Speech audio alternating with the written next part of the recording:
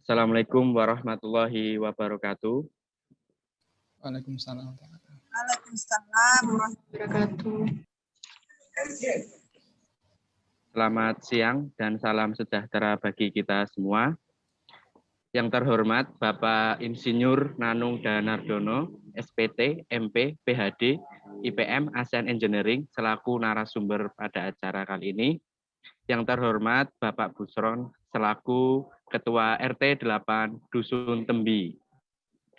Yang berbahagia Bapak, Ibu, Mas, Mbak, dan adik-adik warga Tembi RT 8, serta seluruh peserta sosialisasi online. Marilah kita mengucap syukur kepada Allah Subhanahu wa Ta'ala, kita semua, sehingga kita dapat berkumpul diselenggarakan tim KKN UNJ 2021. Sholawat dan salam selalu kita haturkan kepada Nabi besar Muhammad Shallallahu Alaihi Wasallam yang merupakan suri tauladan umat manusia.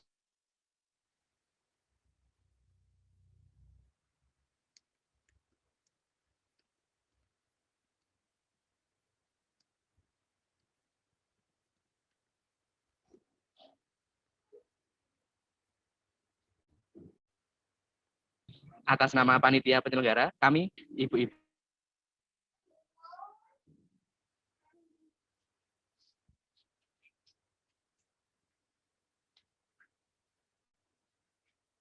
dan seluruh peserta.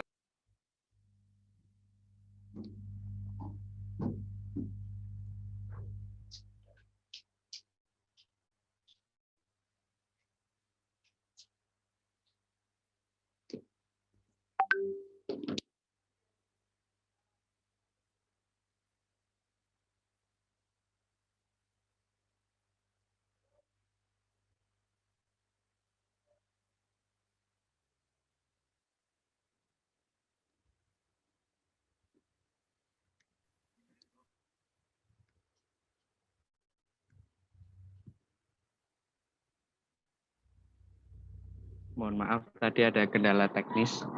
Kita lanjutkan yang kelima, yaitu acara sesi tanya jawab. Yang terakhir, yaitu penutup. Untuk menginjak yang pertama, yaitu pembukaan. Marilah acara pada siang hari ini kita buka bersama dengan membaca basmalah. Bismillahirrahmanirrahim. Acara yang kedua, yaitu pembacaan ayat suci Al-Quran yang akan dibacakan oleh Saudara Rizal Catur Nugroho. Kepada Mas Rizal Catur Nugroho, kami persilahkan.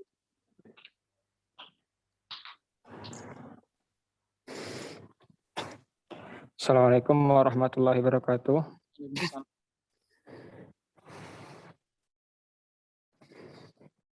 A'udzu billahi minasy syaithanir rajim. ومن أظلم ممن افترى على الله كذبا أو قال أوحي إلي ولم يوحى إليه شيء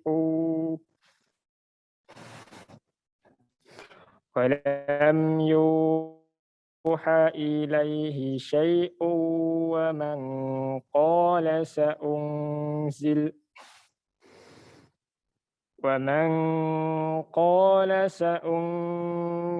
مثل ما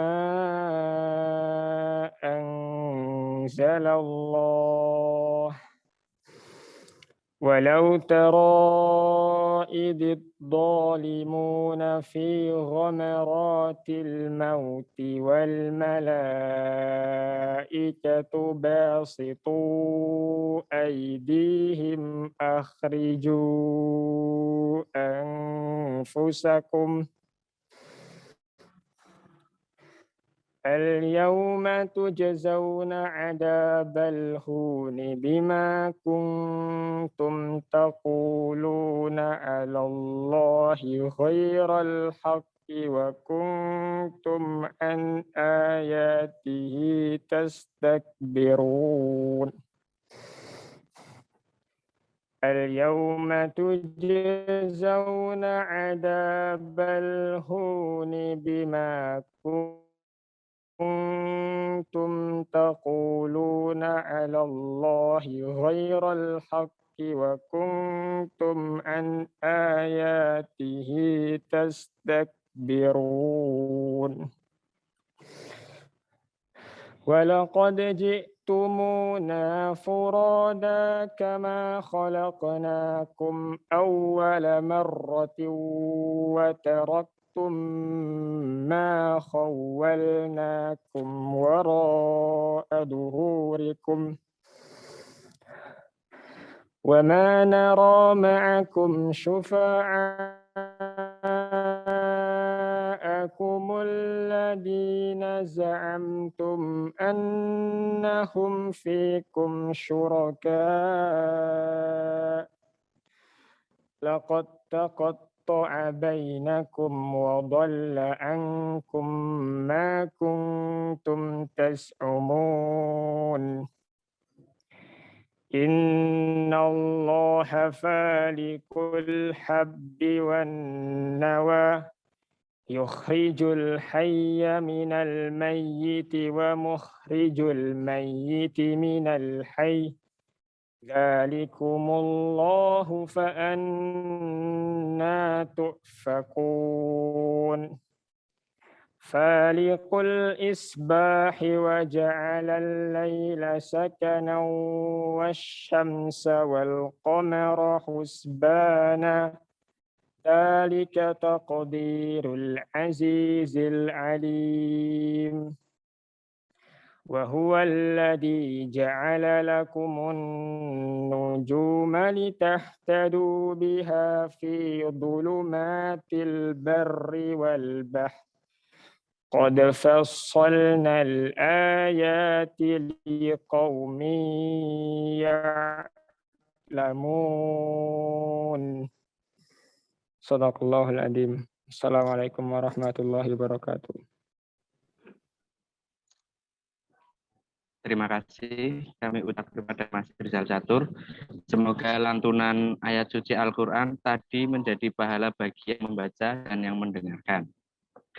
Cara yang ketiga yaitu sambutan Ketua RT 8 Dusun Tembi kepada Bapak Busron selaku Ketua RT 8 Dusun Tembi, kami persilahkan. Assalamualaikum warahmatullahi wabarakatuh. Waalaikumsalam warahmatullahi wabarakatuh. Alhamdulillahirabbil alamin. Asyhadu an la ilaha illallah wa asyhadu anna Muhammadar Rasulullah. Allahumma shalli ala Muhammad wa ala ali Muhammad. Yang kami hormati Bapak Haji Nanung Danardono PSG, hadirin hadirat yang dirahmati Allah, KKN UNJ tahun 2021 yang bertempat di Tembi RT 08, mudah-mudahan nanti bisa bermanfaat bagi warga RT Tembi RT 08 dan warga sekitar serta warga kaum muslimin dan muslimat yang di sekitarnya. Tak lupa kami ucapkan jazakumullah khairan katsira kepada teman-teman yang melaksanakan KKN di Tembi RT 08. Mudah-mudahan dengan KKN ini bisa membawa perubahan ke arah yang lebih baik, yaitu dengan dengan mendekatkan diri program-program yang bermanfaat bagi warga Tembi RT 08, di antaranya nanti insya Allah sosialisasi vaksinasi, terus marketing online, selanjutnya TPA, selanjutnya distribusi tanaman obat maupun hand sanitizer. Mudah-mudahan bapak-bapak, ibu-ibu, warga Tembi RT 08 bisa menangkap peluang dan ajakan dari KKN UNZ 2021. Atas perhatian dan kehadirannya diucapkan jazakumullah khairan katsira. Semoga sosialisasi vaksinasi pada siang hari ini bisa bermanfaat, menjadi ilmu yang bermanfaat, menjadi amal jariah. Billahi taufiq wal hidayah. Assalamualaikum warahmatullahi wabarakatuh. Assalamualaikum warahmatullahi wabarakatuh. Terima kasih kepada Bapak Busron yang telah menyampaikan sambutannya. Acara yang keempat yaitu acara inti atau materi. Untuk itu kepada peserta yang sinyalnya kemungkinan disilakan untuk on kamera. Sesi materi kali ini akan disampaikan oleh Bapak Insinyur Nanung Danardono, SPT, MP, PhD, IPM ASEAN Engineering. Kepada Bapak Nanung Danardono kami persilahkan. Baik, Assalamualaikum warahmatullahi wabarakatuh. Waalaikumsalam. Alhamdulillahirabbil alamin alladzi anzala sakinata fi qulubil mu'minin yastati mana imanihim asyhadu alla ilaha illallah wa asyhadu anna muhammadar rasulullah. Allahumma shalli wa sallim wa barik ala sayyidina Muhammadin wa ala alihi wa sahbihi ajmain. Qala Allah ta'ala fi kitabil karim a'udzu billahi minasyaitonir rajim. Bismillahirrahmanirrahim. Ya ayyuhan nasu kullu mimma fil ardi halalan thayyiban wa la tattabi'u khutuwati syaitan innahu lakum aduwwum mubin. Wa qala Allah ta'ala fi kitabil karim a'udzu billahi minasyaitonir rajim. Bismillahirrahmanirrahim. Ya ayyuhalladzina amanu in ja'akum fasiqun binaba'in fatabayyanu an tusibu qauman bijahalatin fatusbihu amma fa'altum nadimin. Ibu, Bapak, dan calon Ibu Bapak yang saya hormati dan yang dimuliakan Allah Subhanahu wa taala, Mas-mas KKN tentunya, Pak Ketua RT, Pak Busron, dan para tamu undangan ini alhamdulillah ada Pak Suyani Hartono dari Dinas Kesehatan, juga Bu Puji dari Dinas Kesehatan Wonosari, ada yang dari Tangsel juga, ada berbagai negara yang lain barangkali ada juga. Alhamdulillah di siang hari ini marilah kita panjatkan rasa syukur kita kehadirat Allah Subhanahu wa taala atas ridho dan berkenan Allah. Di siang hari ini kita masih sehat walafiat. Mudah-mudahan Allah izinkan kita semuanya sehat walafiat fisik kita, sehat walafiat iman kita, dan sehat walafiat rezeki kita, sehingga kemudian kita bisa beribadah semaksimal mungkin, bisa berkarya dengan maksimal dan seterusnya. Yang kedua, semoga salawat dan salam senantiasa Allah limpahkan kepada baginda Rasul Muhammad sallallahu alaihi wasallam, dan semoga Allah limpahkan pula kepada keluarga beliau, juga sahabat beliau, para tabi'in, para alim ulama, dan semoga terlimpah ruah pula kepada kita sekalian yang hadir di kesempatan di siang hari ini. Ibu Bapak yang saya hormati dan yang dimuliakan Allah Subhanahu wa taala, Bapak Ibu tamu undangan. Siang ini kita akan membahas ya seberapa penting vaksinasi untuk kita, khususnya vaksinasi COVID, karena sekarang kan tidak sedikit beredar berita-berita di media sosial yang mengatakan bahwa vaksinasi ini menyebabkan orang menjadi kena penyakit malahan. Kan banyak ini orang-orang yang telah divaksin itu malah kena, ya. Termasuk saya ngacung nih. Sudah divaksin 2 kali, kok bisa kena? Ini kenapa ini? Jangan-jangan vaksinnya berbahaya. Nah, dan juga mengatakan orang Kemudian ada juga yang mengatakan bahwa kalau orang divaksin itu nanti jadi mengalami Best palsy, penggumpalan darah, dan seterusnya. Nah, ini akan kita bahas. Ya. Karena sekarang ini ternyata di Indonesia peranan medsos itu lebih kuat daripada informasi yang benar. Yang kemudian ternyata banyak orang yang lebih percaya fatwa medsos daripada fatwa dari pemerintah atau dari dinas kesehatan, dari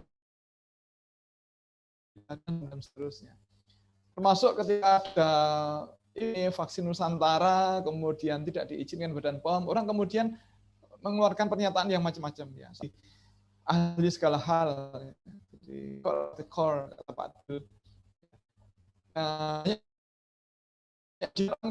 Berubah di mendadak dokter ahli sekalipun ya. Nah, ini kan memprihatinkan.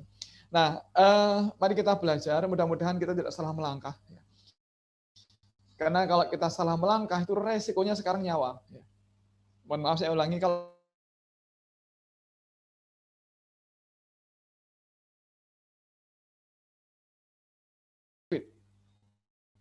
bahkan ya sangat sedih kalau ada orang mengatakan atau orang mengajak sholat ini nggak usah pakai jarak gitu. Kemudian nggak usah pakai masker, bahkan karpet digelar lagi, ini memprihatinkan. Padahal yang namanya wabah atau global pandemi ini sudah 1 tahun dan ternyata masih banyak pula orang-orang yang telah 1 tahun tapi belajarnya belum selesai, sehingga kemudian belum memahami bahwa wabah ini sangat berbahaya. Mohon doa Bapak Ibu, ini salah satu sahabat kami Mas Fani Rahman, beliau mantan ketua takmir Masjid Jogokarian, ini beliau masih terpaksa ditidurkan oleh dokter karena dipasang ventilator ya di sini agar bisa bernafas. Dan kasus semacam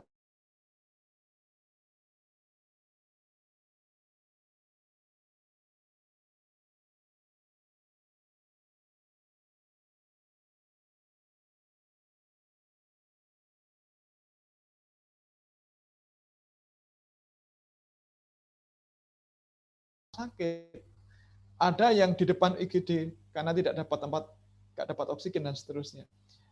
Nah, maka kalau ada orang menyepelekan, ini saya sangat sedih. Apalagi tadi pagi saya lihat ada warga Tembi ya naik sepeda goes gitu tanpa masker. Saya bilang, wih, nggak pakai masker, apa Mas?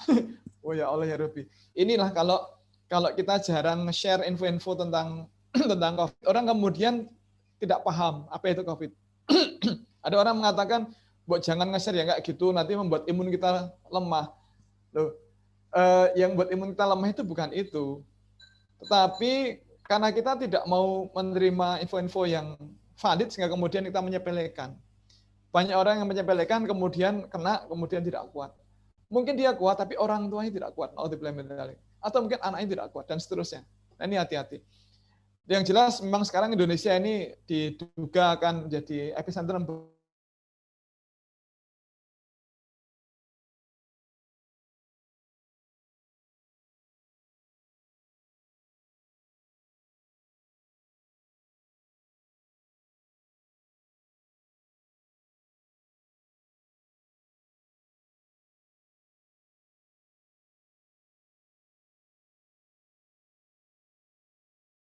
Delta dari India, luar biasa ya. Bahkan Delta ini jangan main-main dengan Delta ya, karena penularannya sangat cepat, ya, sangat cepat.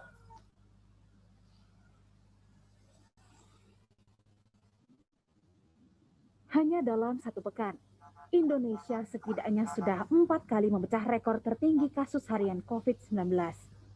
Lonjakan kasus COVID-19 ini semakin mencekik ketersediaan rumah sakit di tanah air. 24 Juni, kasus COVID-19 harian menembus angka 20.574. Meski sempat turun, tetapi 26 dan 27 Juni, angkanya terus berada di atas 21.000. Dan pada 27 Juni, menjadi angka kasus tertinggi COVID-19 selama pandemi dengan 21.342 kasus. Selain imbas tingginya mobilitas warga, para ahli menduga COVID-19 varian Delta semakin memperburuk keadaan. Kementerian Kesehatan mencatat kasus varian Delta di Indonesia pada 22 Juni 2021 sudah mencapai 254 kasus. 3 wilayah dengan kasus varian Delta terbanyak adalah DKI Jakarta dengan 96 kasus, Jawa Tengah 80 kasus, dan Jawa Barat 48 kasus. Puluhan negara lain seperti Australia kini juga tengah kesulitan mencegah lonjakan kasus COVID-19 akibat varian Delta. Sydney melakukan karantina wilayah ketat selama 2 pekan setelah kasus corona varian Delta tercatat mencapai 110 kasus. Sejumlah peneliti di Australia mengungkap bahwa COVID-19 varian Delta bisa menular dalam hitungan detik, bahkan hanya saat berpapasan. Berpapasan itu bisa. Ya. Jadi sekarang kalau dulu di awal kita bilang kok kasus kontak erat itu 15 menit, jarak 1,5 meter. Sekarang 5-10 detik itu cukup. 5-10 detik itu cukup, berpapasan tanpa masker, itu cukup untuk penularan. Ya. Maka tidak bisa tidak, kalau kita keluar rumah, kita harus pakai masker. Mas admin ini, admin 2 yang jadi MC, itu sendirian atau ada temannya? Nggak pakai masker? Ya. Sendiri. Oh, sendiri ya sudah. Saya kira ada temannya.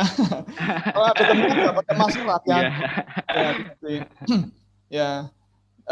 Jadi karena berpapasan tanpa masker, ya 5-10 detik itu cukup untuk penularan.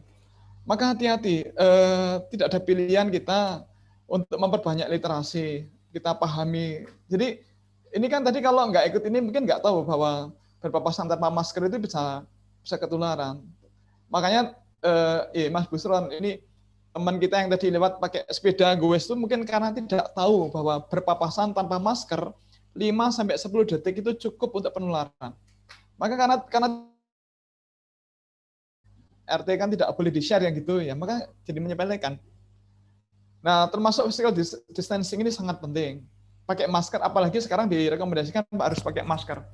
Dan masker yang boleh kita pakai itu kemarin Pak Suyani, betul ya Pak Suyani atau Bu Puji yang dari Dinas Kesehatan, katanya kita tidak boleh pakai masker bedah ya Pak Y. Jadi masker yang semacam ini, yang masker bedah, udah sobek itu nggak boleh. Yang boleh itu adalah masker yang masih utuh. Kalau sudah bedah, pun suwek, ini pun mboten angsal ya. Leres nggih Pak Suyani gitu. Jadi masker yang masih utuh kita pakai dan harus double. Ya. Kalau menggunakan yang semacam ini harus sudah beli, di luar beli pakai scuba ataupun yang lain. Tapi kalau yang KN95 atau yang KF94 atau yang 3M gini boleh satu. Nah, hati-hati, harus rajin nyuci tangan dan seterusnya. Dan termasuk ketika ada hoax, hati-hati, jangan langsung di-share. Dan ikuti program vaksinasi resmi dari pemerintah. Nah, vaksinasi ini harus dilakukan karena kita ingin agar kita selamat. Dan vaksinasi ini adalah program internasional. Nanti akan kita informasikan negara mana yang sudah divaksin, ya, dan cakupannya seberapa.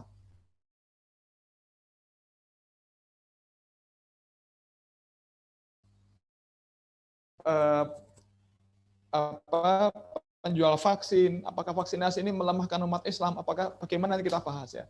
Yang kita yakini harusnya adalah vaksinasi ini adalah ikhtiar terbaik yang secara efektif terbukti bisa mengurangi jumlah orang yang kemudian terkena, ya. Bisa ngerem, bahkan wabah itu bisa dihentikan. Ya. Banyak negara yang telah berhasil semacam itu. Nah, vaksin itu apa? Yang jelas vaksin adalah antigen atau kuman yang dilemahkan. Kuman yang dilemahkan atau kuman yang telah dimatikan, dimasukkan dalam tubuh kita. Nah, ketika ada kuman yang dilemahkan, maka tubuh akan mengenali dia sebagai antigen. Maka tubuh kita kemudian akan menghasilkan antibodi yang spesifik. Nah, yang dimasukkan adalah kuman yang dilemahkan. Nah, kalau kuman yang dilemahkan atau dimatikan, maka diyakini dia tidak bisa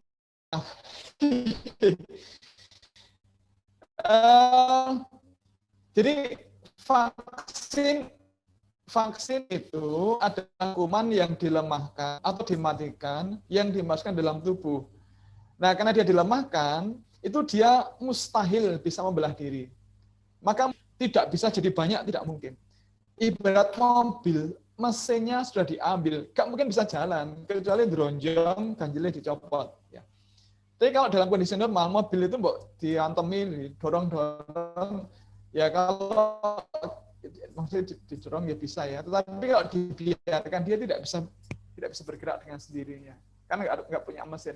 Meskipun pedal gas diinjak, tetap nggak bisa berjalan. Nah, vaksin itu adalah kuman yang dilemahkan. Nah, karena dilemahkan, tidak mungkin dia bisa replikasi, tidak mungkin bisa membelah diri, dan tidak bisa berkembang dan menjadikan tubuh kita terinfeksi, tidak mungkin. Dan positif setelah divaksinasi itu sebabnya bukan karena vaksinnya, tetapi karena dia ketularan dari orang lain. Ketularannya bisa satu sebelum divaksin, atau yang kedua saat divaksin.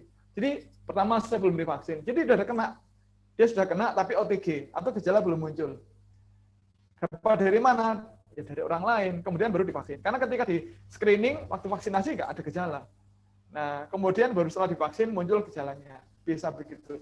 Yang kedua, dia dapat di lokasi vaksinasi. Bukan dari vaksinnya, tapi dari orang-orang di sekitarnya. Kan kita banyak dapat info. Antrian vaksinasi malah ada kerumunan. Nah, orang kemudian bisa dapat dari orang lain yang OTG. Atau yang ketiga, dia dapat divaksin itu tidak kemudian kekebalan tubuhnya jadi celing tinggi sekali, tidak, tapi bertahap, naiknya pelan-pelan, bertahap, pelan-pelan.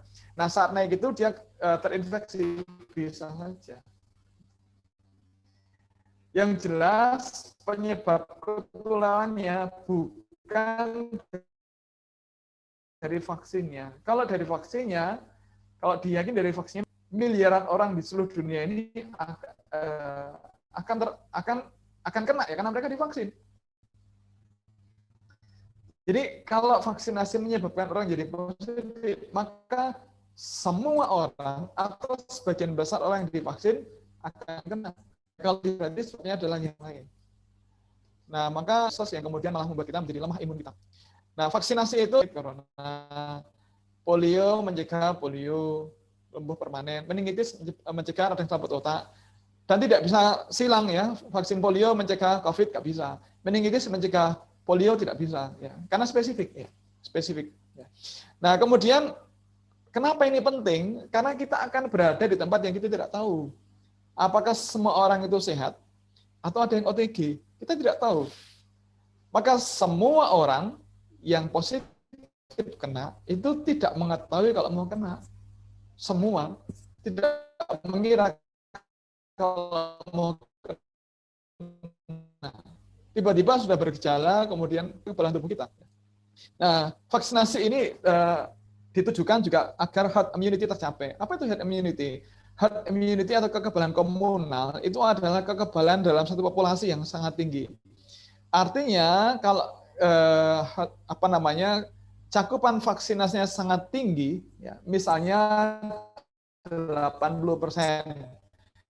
Dalam satu populasi ada orang 100, yang 80 orang itu sudah divaksin, maka tiap orang yang tidak bisa divaksin karena mungkin ada penyakit autoimun atau komorbid yang agak parah, atau tekanan darah tinggi yang tidak terkontrol oleh obat, atau alergi obat, atau yang lain. Maka orang-orang yang tidak bisa divaksin ini akan terlindungi oleh orang-orang yang divaksin. Sehingga kemudian laju penyebaran penyakit jadi berkurang, dan seterusnya. Nah, program herd immunity ini dipakai di seluruh dunia, jadi tidak hanya di Indonesia saja. Nah, ada yang mengatakan, ya, ada mantan menteri mengatakan tidak pernah ada kejadian vaksinasi itu bisa menghentikan wabah. Nah, ini Ibu ini lupa. Ibu ini lupa. Atau mungkin tidak baca data. Ini data resmi dari WHO. Polio itu pernah jadi global pandemi. Global itu kan dunia, pandemi wabah dunia. Pernah ini. Ya. Tapi kemudian setelah divaksinasi dilakukan, maka tinggal beberapa negara saja. Di IPB, di Pakistan, Bangladesh, Nigeria, ya, tinggal ini saja. Karena yang di negara-negara ini banyak orang-orang yang memprovokasi tetangganya itu tidak mau divaksin. Nah, jadi kalau ada mantan menteri mengatakan itu tidak bisa menghentikan wabah, ini kurang wawasan. Mohon maaf saya berani mengatakan ini karena saya dapat info dari dokter senior, dokter ahli, dokter Abu Talib Aman, MSc. Beliau virolog ahli virus, ya, virolog senior di Rumah Sakit Sarjito, beliau dokter senior di FKKMK UGM, dokteran UGM, alumni Amerika. Dia mengatakan bahwa ibu mantan menteri ini sangat ahli jantung, tetapi beliau tidak paham vaksin. Tetapi sayangnya beliau banyak berbicara di media, kemudian apa yang disampaikan tidak benar, sehingga masyarakat menjadi keliru mengartikan apa yang beliau maksudkan. Nah ini penting ya. Nah, apakah vaksin itu segala-galanya? Tidak. Tidak. Keliru kalau orang meyakini begitu divaksin ampuh jadi orang kebal segala-galanya. Tidak. Vaksin ini buatan manusia, pasti ada kelemahannya. Ya. Vaksin itu kan ibarat payung. Ibarat payung. Ketika panas kita terlindungi dengan payung. Ketika hujan rintik-rintik kita terlindungi. Tapi kalau hujan sangat deras, kita masih bisa basah. Tetapi basahnya tidak separah kalau tidak pakai payung sama sekali. Sama dengan vaksin. Vaksin itu bukan segala-galanya. Tetapi ketika ada wabah gini kita terlindungi. Dan andai kan kena ya divaksin. Kenapa? Karena vaksinasi itu mengangkat kekebalan tubuh kita menjadi tinggi. Nah, andai kan kena, berarti yang nyerang itu kuman yang lebih tinggi lagi. Tetapi efek di tubuh kita tidak separah kalau tidak divaksin. Saya membuktikan, saya ada vaksin Maret ya, tanggal 10 tanggal 24 di kantor PP Muhammadiyah. Kemudian ibu saya juga sudah divaksin 2 kali, istri juga sudah divaksin, tapi kemarin kena ya, semua kena. Tetapi efek tidak berat, alhamdulillah. Ala kulli hal. Atas segala anugerah Allah yang harus kita syukuri ya.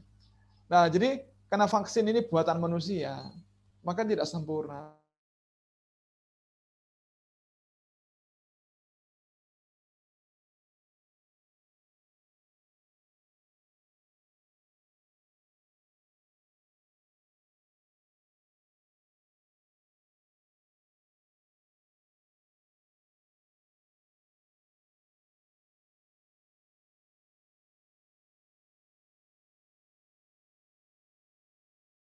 Kita ini kadang-kadang kalian pada 3 perkara dan membenci kalian berarti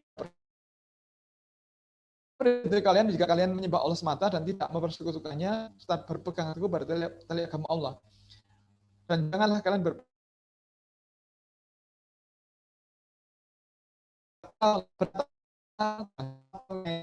tidak punya ilmu, banyak bertanya yang tidak ada faedahnya, serta menyanyiakan harta.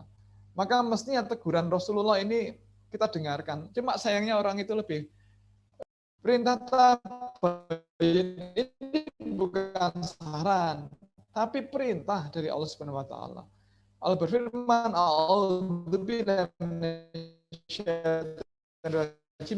Bismillahirrahmanirrahim. Ayyuhalladzina amanu inja fasikum binaping fatabayyanu sibu qauman bijahatin fatusbu ala fatum nadimi. Orang dicek dulu, diklarifikasi dulu, ini benar apa tidak. Jangan sampai kata Allah kalian menimpakan, mesti kalian menyesal gara-gara itu. Ya. Maaf, tidak sedikit teman saya yang tidak percaya dengan COVID, kemudian mengajak santri-santrinya untuk melanggar prokes COVID, akhirnya beliau kena. Ada yang beliau kena masih kuat, tapi istrinya parah. Ada yang seperti itu. Padahal sudah kita ingatkan berulang-ulang. Ya. Tapi ngeyel. Maka penting sekali ketika ada berita heboh di medsos, kita tabayun. Karena SOP-nya adalah ketika ada berita heboh di media sosial, kita tabayun. Kita klarifikasi, cari data ini benar apa salah. Jangan sampai kemudian jari tangan kita ini gatal, kemudian langsung nge-share. Ya. Hati-hati. Ya. Ini ada video pendek menarik untuk kita cermati. Ya.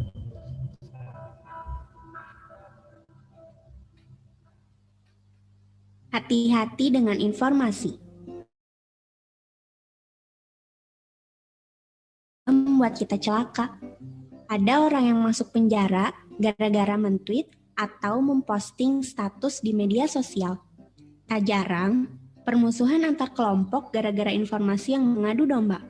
Berita, fakta, prasangka, gosip, fitnah bercampur aduk.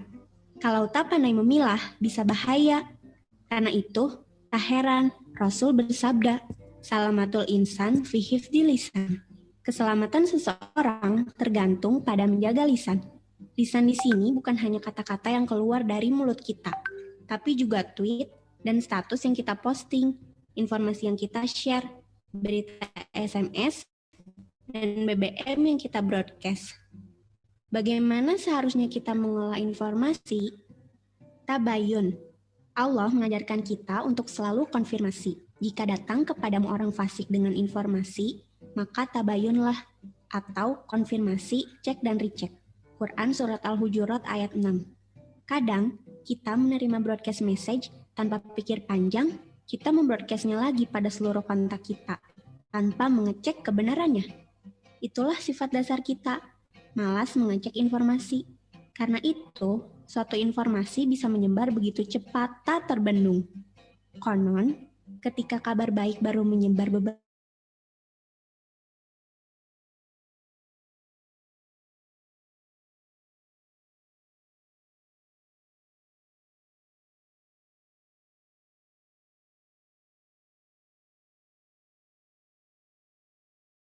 ini. 2. Apakah ini fakta atau prasangka? 3. Jika berita ini fakta dan benar, apakah memang perlu disebarkan? Apakah ada orang yang merasa disakiti dengan berita ini? 4. Apakah berita ini memberikan kebaikan atau justru menyulut permusuhan? Ya, ini penting sekali video ini ya, meskipun pendek tapi sangat dalam maknanya. Jangan sampai kemudian kita masuk dalam kategori pendusta. Jadi ada pesan Rasulullah ya, cukuplah seseorang dikatakan sebagai pendusta manakala dia selalu menyebarkan siapa yang dia dengar. Nah, kalau di medsos cukuplah seseorang dikatakan sebagai pendusta manakala dia langsung nge-share apapun yang dia terima tanpa ditabayuni dulu. Maka hati-hati. Nah, ternyata kalau kita lihat di medsos, di WhatsApp, di Telegram, di PIP, di Facebook, atau di Instagram, ternyata banyak sekali hoax. Dan hoax yang paling banyak itu malah tentang vaksinasi. Nah, mari kita lihat kalau terkait dengan vaksinasi COVID, hoax apa saja. Ini yang pertama, jadi karena vaksin mengandung bahan kimia berbahaya dan banyak ahli menganjurkan untuk tidak divaksin. Namun maaf, info itu berasal dari tulisan orang-orang yang bukan ahli vaksin. Dan itu dibuat di tahun 1950 sampai 1960, di mana saat itu teknologi belum berkembang sangat pesat, ya, seperti sekarang ya. Nah, dan penulisnya itu tidak memiliki kapabilitas sebagai penulis yang membahas mengenai vaksin. Ya. Dan kenyataan yang jelas sekarang, vaksinasi dipakai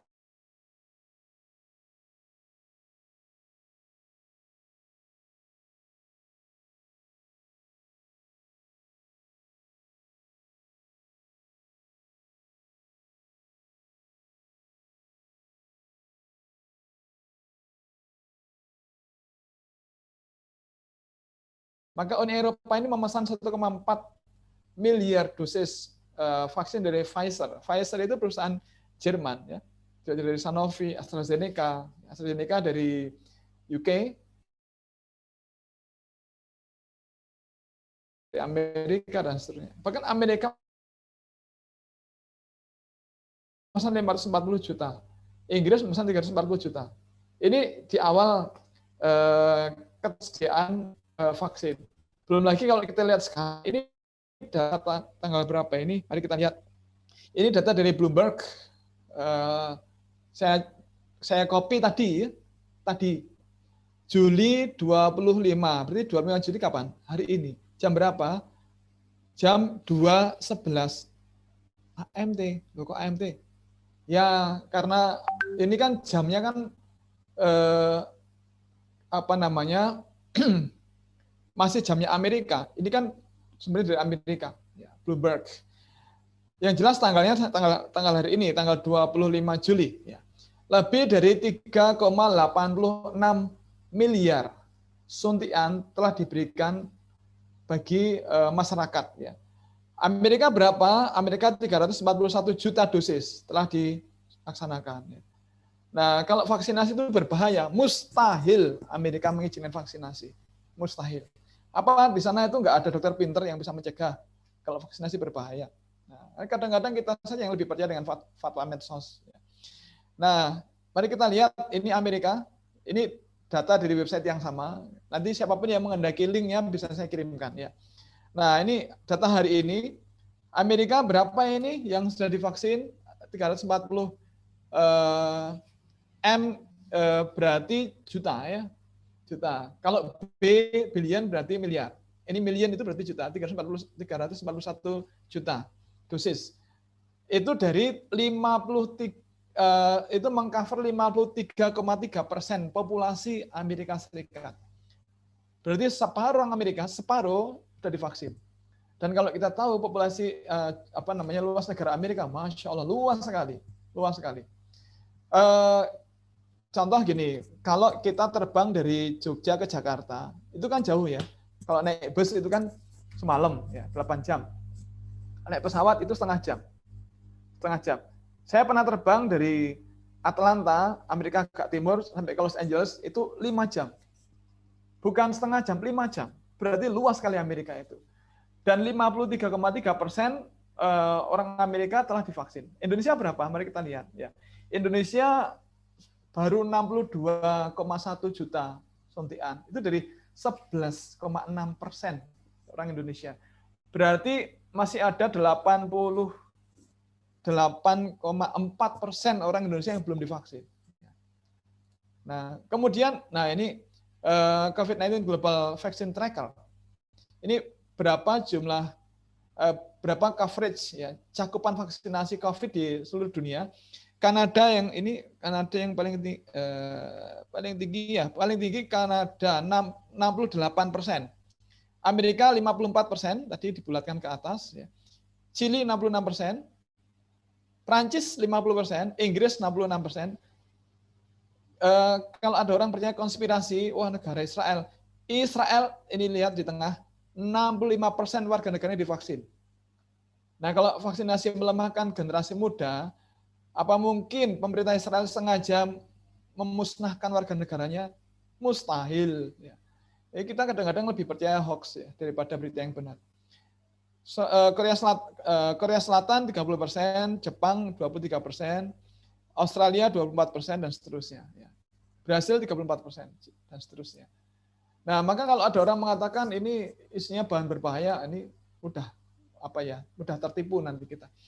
Kemudian vaksin katanya dibuat dari nanah, sengaja dibiarkan di janin anjing, babi. Nah, mohon maaf.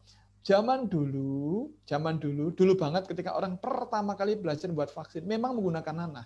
Nanah itu apa? Nanah itu adalah sel darah putih yang sudah berhasil menelan, memfagosit kuman, ditelan kumannya itu kemudian dirombak, dipecah. Jadi nanah ya. Berarti di nanah itu ada kumannya yang telah rusak. Nah, zaman dulu itu diambil kuman yang telah rusak itu, yang sudah jadi fragmen satu berkeping-keping itu diambil, suntikkan dalam tubuh, kemudian bereaksi, tubuh jadi kebal. Itu zaman dulu. Tetapi yang sekarang tidak ada lagi. Risikonya sangat tinggi kalau itu dilakukan. Apalagi saya pernah bertanya ke staf Bio Farma, karena dulu pernah ngisi materi di Bio Farma. Saya nanya, kalau Bio Farma ini target produksi vaksinnya berapa? Dan itu saya ulang pertanyaannya waktu ngisi materi di Gunung Kidul. Bu Puji mungkin masih ingat ya. Di Dinas Kesehatan Gunung Kidul, waktu itu yang datang kepala-kepala sekolah dan guru-guru sekolah SMP SMA di Gunung Kidul, ada pembicara dari Bio Farma. Saya nanya, Bio Farma ini produksi vaksinnya berapa? Dia mengatakan 5 juta, bukan 5 juta, per tahun itu 5 miliar dosis per tahun. Ya. Per tahun. Nah, 5 miliar ya. Atau 5 juta, saya agak lupa, maaf. Nah, kalau 5 miliar dosis. Nah, 5 miliar dosis. Nah, kalau sebanyak itu, butuh berapa liter nanah harus dibuat atau diadakan? Belinya dari mana? Nah, maka info yang mengatakan vaksin dibuat dari nanah itu info jadul ya. Sekarang nggak ada lagi. Kemudian vaksinasi katanya konspirasi global. Vaksinasi global untuk melawan generasi Islam. Mohon maaf, ini orang kurang bahasa anak muda sekarang ini duluannya kurang aduh, mainnya kurang jauh. Mohon maaf, yang namanya vaksinasi itu dilakukan tidak hanya di Indonesia. Tadi kita udah lihat petanya ya, data resmi dari Bloomberg. Vaksinasi itu juga dilakukan di semua negara. Tidak mungkin kalau kemudian orang itu malah sengaja melemahkan warga negara yang sendiri, nggak mungkin ya. Nah, kalau itu dikaitkan dengan produsen vaksin misalnya. Nah, kalau kita lihat produsen vaksin kan ada Inggris. Apakah sengaja Inggris akan Jadi Inggris membuat kuman karena Inggris butuh menjual vaksinnya terus membuat kuman. Nanti dulu Inggris termasuk parah, kena wabahnya termasuk parah. Kemudian Amerika, Moderna, Pfizer-BioNTech kan kerjasama Jerman dan Amerika ya. Nah, apakah vaksinasi COVID ini memang apakah wabah COVID ini dibuat oleh perusahaan vaksin Moderna sama Pfizer-BioNTech? Ya nggak mungkin. Kenapa nggak mungkin? Karena korban yang paling besar COVID ini adalah Amerika, peringkat pertama. Nanti kita lihat datanya. Kemudian jangan-jangan juga ini kalau orang percaya konspirasi kan terus belok lagi. Bukan Inggris berarti Amerika, bukan Amerika berarti Israel, bukan Israel berarti Rusia, karena Rusia membuat Gamaleya. Loh, Rusia juga parah. Rusia sekarang peringkat kelima sekarang. Kelima atau keempat, saya nggak lupa, nanti kita lihat ya. Nah ini makanya Bapak Ibu yang lihat ini tentu paham lah ini siapa ini. Ini kan Komandan Aming, ada Irot sama Adun. Ini ada di mana ini? Sinetron Dunia Terbalik. Komandan Aming ini sering memprovokasi anak buahnya ini dengan wah ini ada konspirasi global, manusia buatan nomor 1, nomor 2 dan seterusnya. Ini sindiran untuk kita. Sindiran bahwa kita ini mudah percaya dengan teori konspirasi global. Padahal kita tahu ada siapa-siapa itu konspirasi global. Nah, di Amerika itu ada di New York ya, ada ustadz dari Makassar yang dakwah di Amerika ya, Ustadz Samsi Ali. Ya. Beliau mukim di Amerika, dakwah di Amerika dan Insya Allah berhasil. Tahun 2012 saya ketemu beliau di Los Angeles ya, ketika ada Kongres Indonesia Diaspora. Nah, selepas sholat, kami ngobrol berdua begitu. Saya nanya, Ustadz, bagaimana tentang teori konspirasi itu kalau menurut Ustadz? Ya, konspirasi itu teori yang tidak pernah ada, tapi orang bisa dibuat takut dengan itu. Padahal itu tidak pernah ada. Nah, inilah, jadi kadang-kadang kita ini lebih percaya dengan fatwa medsos. Nah, kemudian vaksin dibuat dari lemak babi, maka tidak ada alasan untuk mengharamkan vaksin. Mohon maaf, kalau vaksin dibuat dari lemak, pasti rusak. Karena dalam pembuatan vaksin tidak boleh terkontaminasi dengan bahan yang lain termasuk lemak. Maka orang yang mengatakan vaksin dibuat dari lemak, oh ini orang nggak paham vaksin berarti. Nah, kemudian kalau dikatakan haram, vaksin yang mana yang haram? Ya. Sinovac. Sinovac sudah ada fatwa MUI jelas, fatwanya halal. AstraZeneca apakah halal atau haram? Nah, gini, AstraZeneca nanti ada kita bahas di belakang saja nanti. Ya. Karena lebih lengkap nanti di belakang. Kemudian masih juga ada kita yang percaya dengan orang ini ya. Mari kita lihat ya. Dari sebagian besar korban yang meninggal itu belum pernah ada satupun yang meninggal hanya karena COVID ya. Jadi belum ada ya? Jadi belum. Jadi biasanya memang ada komplikasi penyakit, ada gangguan pernapasan, kemarin ada beberapa yang meninggal karena stroke ada, karena jantung juga ada dan malah mereka COVID-nya negatif. Gitu. Jadi kita sebaiknya tidak menghubungkan antara COVID-19 ini dengan kematian. Kalau dengan sakit, ya bahwa kalau kita kena, kalau saya kena, saya mungkin pernah kena. Saya kena, kemudian nanti mungkin saya akan mengalami demam atau pilek atau batuk atau agak-agak sesak napas lah selama 1 minggu. Tapi sesudah antibodi kita keluar untuk melawan virus ini, maka kita akan kebal. Dan juga antibodi di 2 minggu pasca infeksi itu paling tinggi, sehingga sebagian besar orang mengalami kesembuhan di 2 minggu atau 14 hari setelah infeksi. Jadi kalau COVID ini membuat sakit, ya gejala penyakit ya, tapi COVID ini tidak seganas atau tidak membunuh seperti yang ada di media. Nah, ini Mas Indro Cahyono ini memang sering sekali menyebarluaskan berita-berita semacam ini. Mohon maaf, literasi beliau itu salah. Kalau dia mengatakan virus, pertama gini, mohon maaf. Di berbagai media ditulis beliau sebagai DR, dokter. Mohon maaf, beliau bukan dokter. Beliau dokter hewan. Ya, ini bagi yang belum tahu, beliau dokter hewan, bukan dokter manusia, beliau dokter hewan. Ini maaf tanpa mengurangi rasa hormat saya pada teman-teman kedokteran hewan ya. beliau bukan dokter manusia, tapi dokter hewan. Kemudian beliau memang pernah sekolah di S2 di Australia, tapi tidak selesai. 5 tahun nggak selesai. Itu kalau bagi kita ada sesuatu itu pasti. Kuliah S2 kok 5 tahun nggak selesai, itu mesti ada sesuatu yang nggak beres. Ya. Nah, apalagi kemudian mengatakan virus corona tidak berbahaya. Nah, kalau tidak berbahaya, kenapa orang kena COVID, kemudian saturasi oksigennya turun, kemudian nafas, kemudian meninggal? Apa itu penyebabnya? Kalau bukan karena virus corona. Dan kemarin-kemarin sebelum ada pandemi ini, tidak ada orang kemudian saturasi oksigen kemudian drop, kemudian meninggal, itu nggak pernah ada. Sekarang ini ada kematian massal di seluruh dunia. Tidak ada satupun orang yang meninggal murni karena COVID. Nah, ini juga kurang piknik. Maka, mohon maaf, literasi beliau ini keliru. Makanya di medsos, kita bisa tabayun, kita ketik saja, hoax, COVID, Indro Cahyono, akan muncul berita-berita semacam ini, contohnya. Ya. Ini dari Satgas COVID Nasional Indonesia, kemudian Kominfo, kemudian Satgas COVID dari pemerintah Provinsi DKI Jakarta. Jadi ini sudah jelas sekali mengatakan info Mas Indro Cahyono itu keliru. Bahkan dari PDHI, Perhimpunan Dokter Hewan Indonesia, sudah mengatakan, Mas Indro, itu bukan ranah kita. Itu bukan kewenangan kita mengatakan itu. Serahkan pada dokter ahli. Ya. Itu bukan ranah kita. Maka please diem, jangan ngomong lagi. Tapi tetap saja dia ngomong dan di-share orang-orang dan seterusnya. Ya. Ini menyedihkan. Nah, kalau virus corona tidak berbahaya, kenapa angka kematian sangat tinggi? Maaf, ini yang merah ini ya, ini kasus seluruh dunia. 193 orang kena, yang tidak kuat ini 4.151 ya.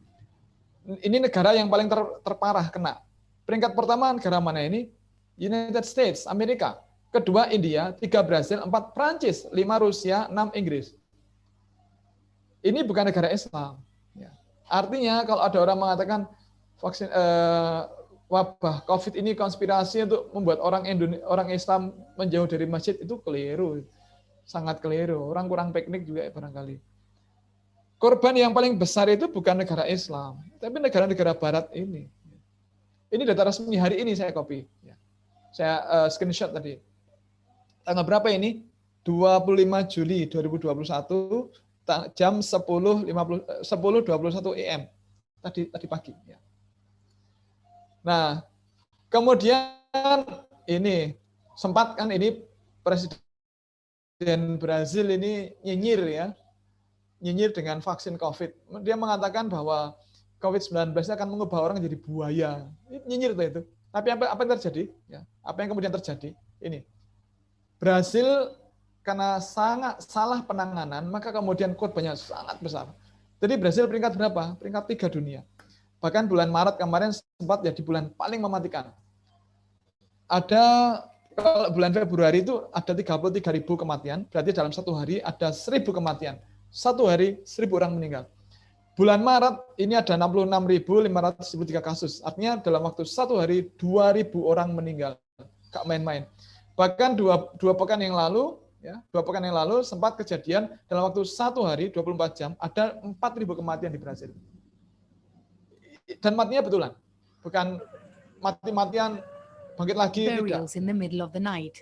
This is how the city of Sao Paulo is trying to cope with the rising death toll from COVID-19 in Brazil's economic capital. So far, over 300,000 people have lost their lives in Brazil. More than 3,700 of them in the past 24 hours. Experts in the country say Brazils need to adapt urgently to...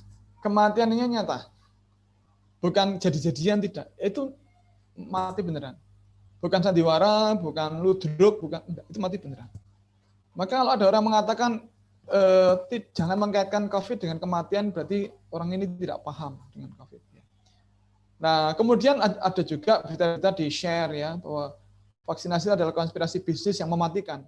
Buktinya ini ratusan santri terkapar. Usai divaksin COVID-19. Ini di-share di akun Facebook Rizky Berkah. Ini ada beritanya. Puluhan santri Pondok Pesantren Madinatul Ulum Jinggawa Jember terpaksa harus mendapatkan perawatan seadanya di salah satu ruang pondok. Ini dikatakan sebagai vaksin COVID, padahal jelas tulisannya ini jelas nih, imunisasi difteri. Difteri itu bukan COVID. Pesantren. Para santri ini mengalami panas tinggi, pusing, mual, dan sering buang air besar. Ada orang ngeles loh, kan pakai masker berarti COVID nanti dulu. Coba kita search di YouTube, ketik saja kejadiannya ini ya. Peristiwa ini terjadi saat seluruh santri yang berjumlah ratusan menjalani suntik vaksin difteri massal oleh petugas kesehatan dinas terkait. Namun usai diberi vaksin tersebut, satu persatu santri jatuh sakit bahkan pingsan.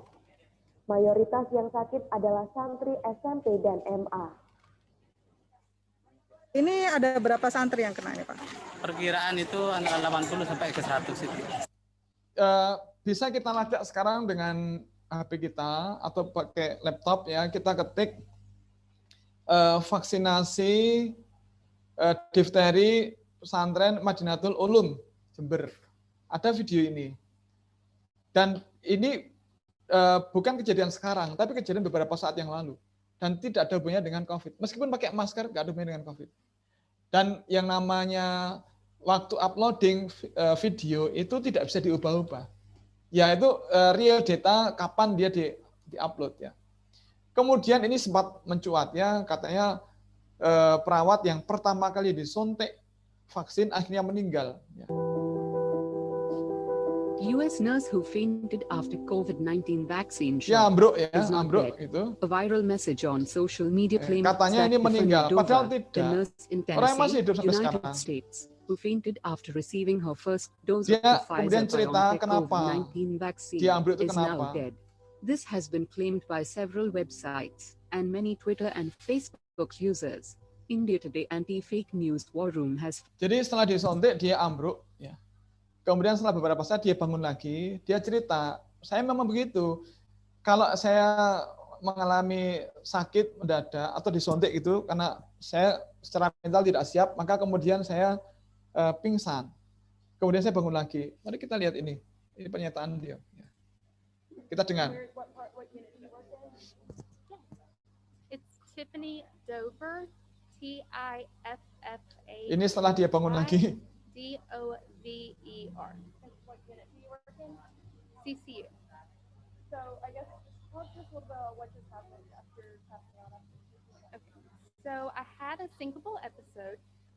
I have a history of having an overactive vagal response. And Overactive. so with that, if I have pain from anything, hangnail or on my toe, I can just pass out. So ya, sangat jelas ya. Dia sudah ceritakan sangat jelas kondisi dia sendiri. Kalau dia mengalami sakit kan apapun, dia nggak kuat, kemudian pingsan. Ya. Nah, kemudian, nah ini politisi PDIP saja menolak vaksin Sinovac. Kenapa kita melangototku divaksin? Ya. Kedua kan pengalaman di kedokteran, terus wamennya Prof. Amal apa siapa nih? Saya pikir tadi Menteri Kesehatan Prof. Kadir. Loh, meleset. Jokowi ini pembisiknya siapa? Terakhir makin nggak jelas. Kan ini jelas. Tersampaikan aja sama Pak Jokowi itu, Mbak Ning bilang begini. Mbak Ning udah tahu, Mbak Ning. Nah, jadi yang kedua kalau persoalan vaksin, mana lagi si Saleh ini? Ya, Rip Kacip Taning ya. Ini mengatakan saya tidak mau divaksin. Karena efeknya buruk, mohon maaf. Kita divaksin atau tidak divaksin, tolong jangan terpengaruh oleh kata-kata politisi. Ya. Tapi kita ini generasi ulil albab menggunakan akal pikiran kita. Sinovac itu tidak hanya dipakai di Indonesia, tapi juga Singapura, Turki, Brazil, dan yang lain. Nah, kalau berbahaya tidak mungkin dipilih oleh Turki, tidak mungkin dipilih oleh Singapura, tidak mungkin dipilih oleh Brazil. Ya. Maka jangan percaya dengan, apalagi maaf ya, politisi seperti dia. Ya. Nah, jadi negara kita ini bukan satu-satunya negara yang katanya jadi kelinci percobaan. Mohon maaf, ini bukan kelinci percobaan, tapi ini uji klinis fase 3 memang dilakukan di berbagai negara. Indonesia, Turki, Brasil, Singapura. Jadi ini bukan yang dipakai di vaksin sebenarnya, ini untuk uji klinis. Ya. Maka ada tulisan only for clinical trial, ya, hanya untuk uji klinis. Termasuk ini, mohon maaf, ini bahasa kasarnya sok tahu. Politisi tidak paham vaksin tapi sok tahu. Ya, dijadikan kelinci percobaan, kok bisa ada kalimat semacam ini, dia tidak paham itu ya. Nah, jadi maaf ya. Ini sudah jelas, klarifikasi sudah banyak, apakah negara kita ini menjadi kelinci percobaan, sudah banyak sekali klarifikasi. Kita gampang lacak itu gampang. Ketik saja hoax, vaksin, Sinovac, kelinci percobaan. Pasti akan ketemu, pasti. Ya. Nah ini salah satunya di sini ya, ada penjelasan, ini dari Tempo ya, bahwa tulisan only for clinical trial, ini memang vaksin untuk uji klinis fase 3 kemarin itu. Dan bukan yang dipakai untuk yang vaksinasi masyarakat umum. Nah, jadi selain Indonesia, Brasil, Turki, Singapura, Chili, Filipina juga menggunakan Sinovac. Nah, kemudian, ini lagi, Cina tidak mau menggunakan produk sendiri. Mengapa Indonesia malah memborong vaksin buatan Cina? Ini kan baru viral ini akhir-akhir ini ya. Kita lihat videonya.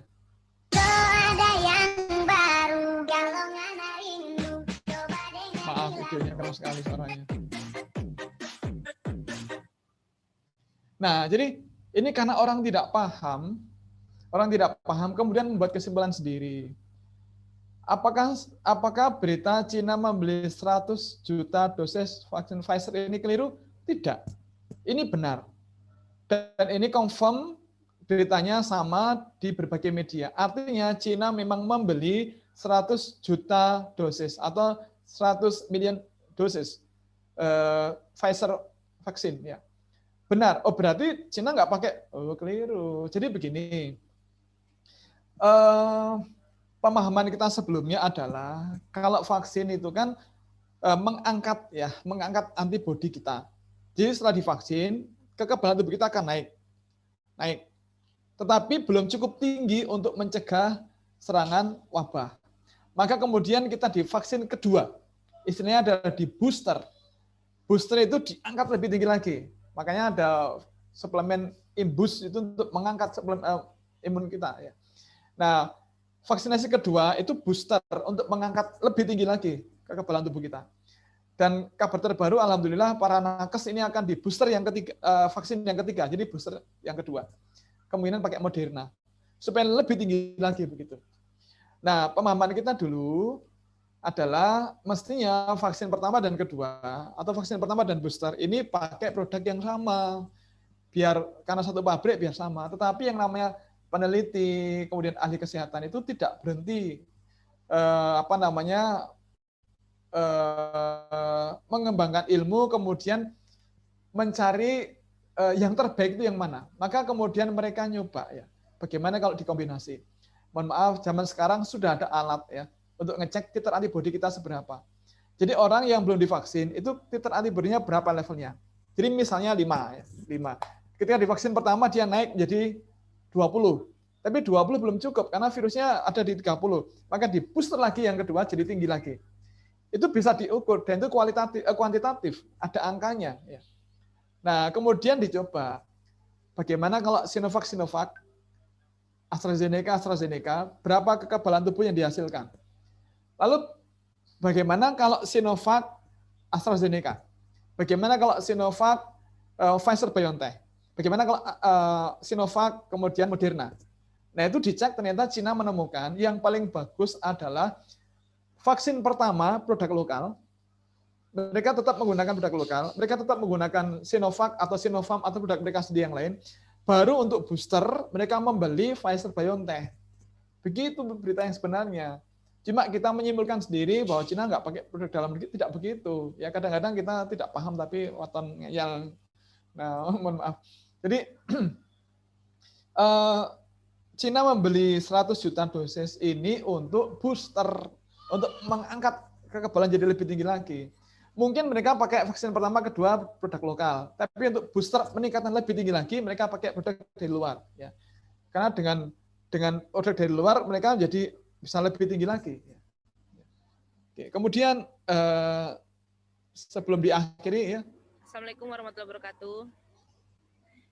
Kita skip aja ini biar cepat. Ini sudah ada klarifikasi. Nah ini aja lah, AstraZeneca yang sekarang kita pakai ya.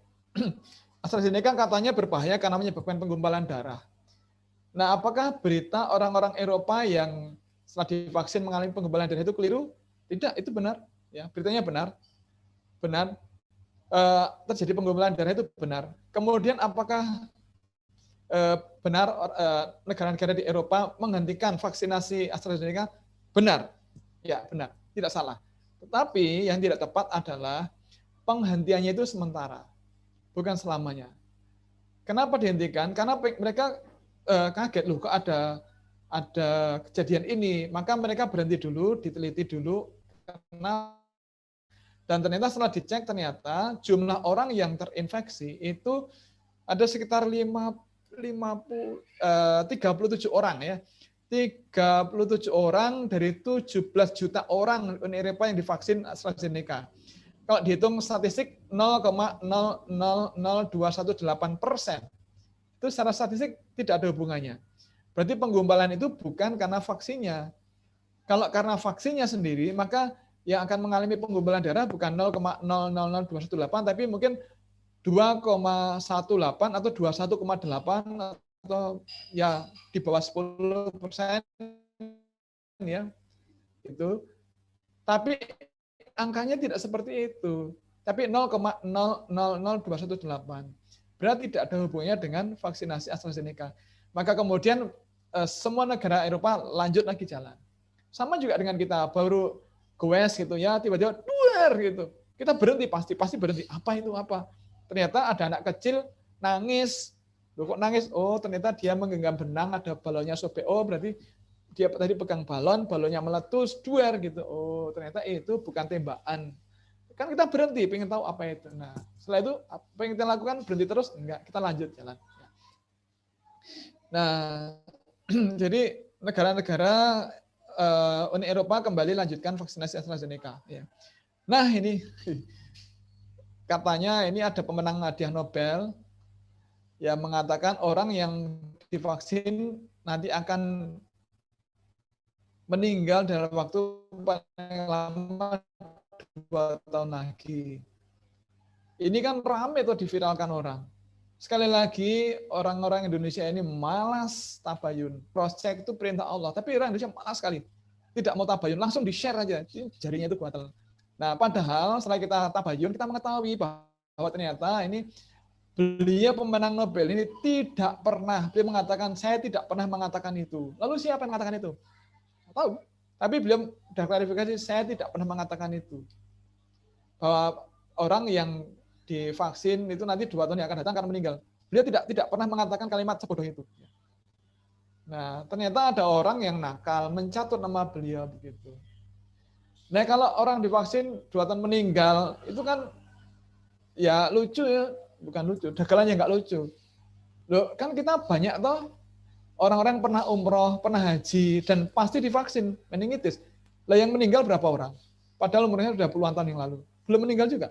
Maka ini ya dagalan yang tidak lucu. Dan ternyata memang beliau mengatakan, saya tidak pernah mengatakan itu. Lalu siapa orang yang mencatut nama beliau ini? Nah lalu vaksin itu jadi halal apa enggak toh? Vaksin COVID itu? Nah, mari kita cek ya satu persatu. Vaksin Sinovac itu difatwakan halal oleh MUI. Vaksin Sinopharm difatwakan halal oleh para ulama di Uni Emirat Arab. Ya. Maka kemudian Uni Emirat Arab membangun pabrik vaksin Sinopharm di Uni Emirat Arab. Ya. Kemudian vaksin Comirnaty atau Pfizer-BioNTech ya, ini difatwakan halal oleh para ulama di Inggris. Ya. Apalagi yang di Oxford ya, para dokter di British Islamic Medical Association atau BIME itu mengatakan bahwa tidak ada bahan dari babi yang ditambahkan dari situ. Tapi kemudian kenapa jadi heboh? Karena MUI melacak. Ternyata ada satu bahan yang dulu banget dalam sejarah pembuatannya itu sempat bersinggungan dengan tripsin babi. Jadi begini, kalau orang buat vaksin itu ada 2 tahapan. Tahapan pertama adalah tahapan persiapan media. Sama juga kalau kita mau menanam tanaman itu kan kita gali tanahnya dulu dengan cangkul gitu ya. Nah, setelah selesai mencangkul tanah gembur baru ditanam. Nah, cangkulnya gimana? Ya udah disimpan. Nah, sama juga misalnya orang buat vaksin, disiapkan media. Biar media itu bisa cepat, maka digunakan tripsin babi, karena tidak ada pilihan yang lain yang cocok.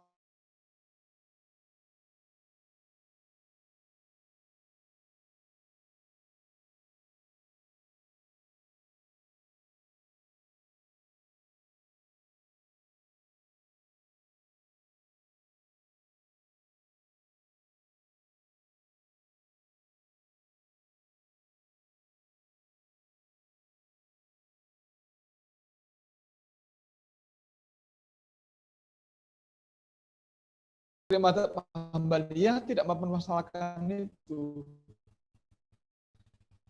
Makanya Syekh Sudais itu divaksin. Imam Masjidil Haram dan Ketua Takmir Masjidil Haram. Beliau di. Nah, kemudian MUI adalah haram tapi boleh. Haram karena pernah dalam sejarah pembuatannya bersinggungan dengan tripsin. Karena MUI adalah Syafi'iyah. Nah, ciri khas Syafi'iyah itu hati-hati, itu haram. Tetapi karena darurat, maka menjadi boleh. Kenapa? Karena kalau ditunda-tunda, maka akan muncul varian-varian baru lagi. Dan ternyata sekarang betul, muncul varian-varian baru lagi. Nah, makna haram tapi boleh itu adalah boleh. Kalau haram titik, maka fatwanya adalah haram dan tidak boleh digunakan. Ya.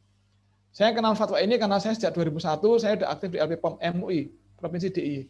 Jadi saya paham makna fatwa ini. Nah, maka makna dari haram tapi boleh itu adalah boleh.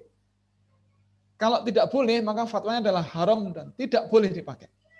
Nah, atas dasar fatwa ini kemudian Rumah Sakit PKU Muhammadiyah dimanapun itu program vaksinasi massal menggunakan AstraZeneca. Karena itu tidak haram.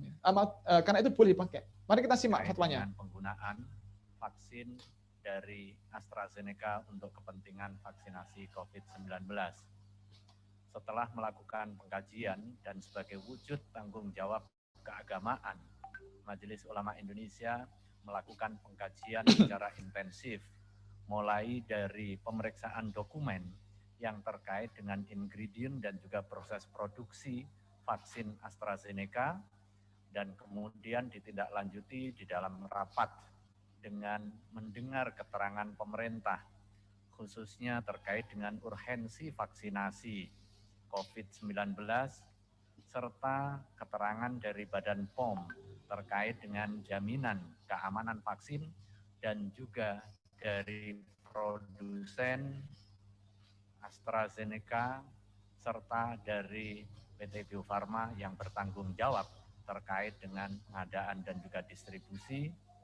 Maka Majelis Ulama Indonesia setelah melakukan proses pengkajian dari aspek keagamaan dan juga pemeriksaan terkait dengan aspek ingredient dan juga proses produksi, serta keterangan pemerintah dan juga ahli yang memiliki kompetensi dan juga kredibilitas, dengan memohon rahmat Allah Subhanahu wa taala, pada tanggal 16 Maret Majelis Ulama Indonesia menetapkan fatwa nomor 14 tahun 2021 tentang hukum penggunaan vaksin COVID-19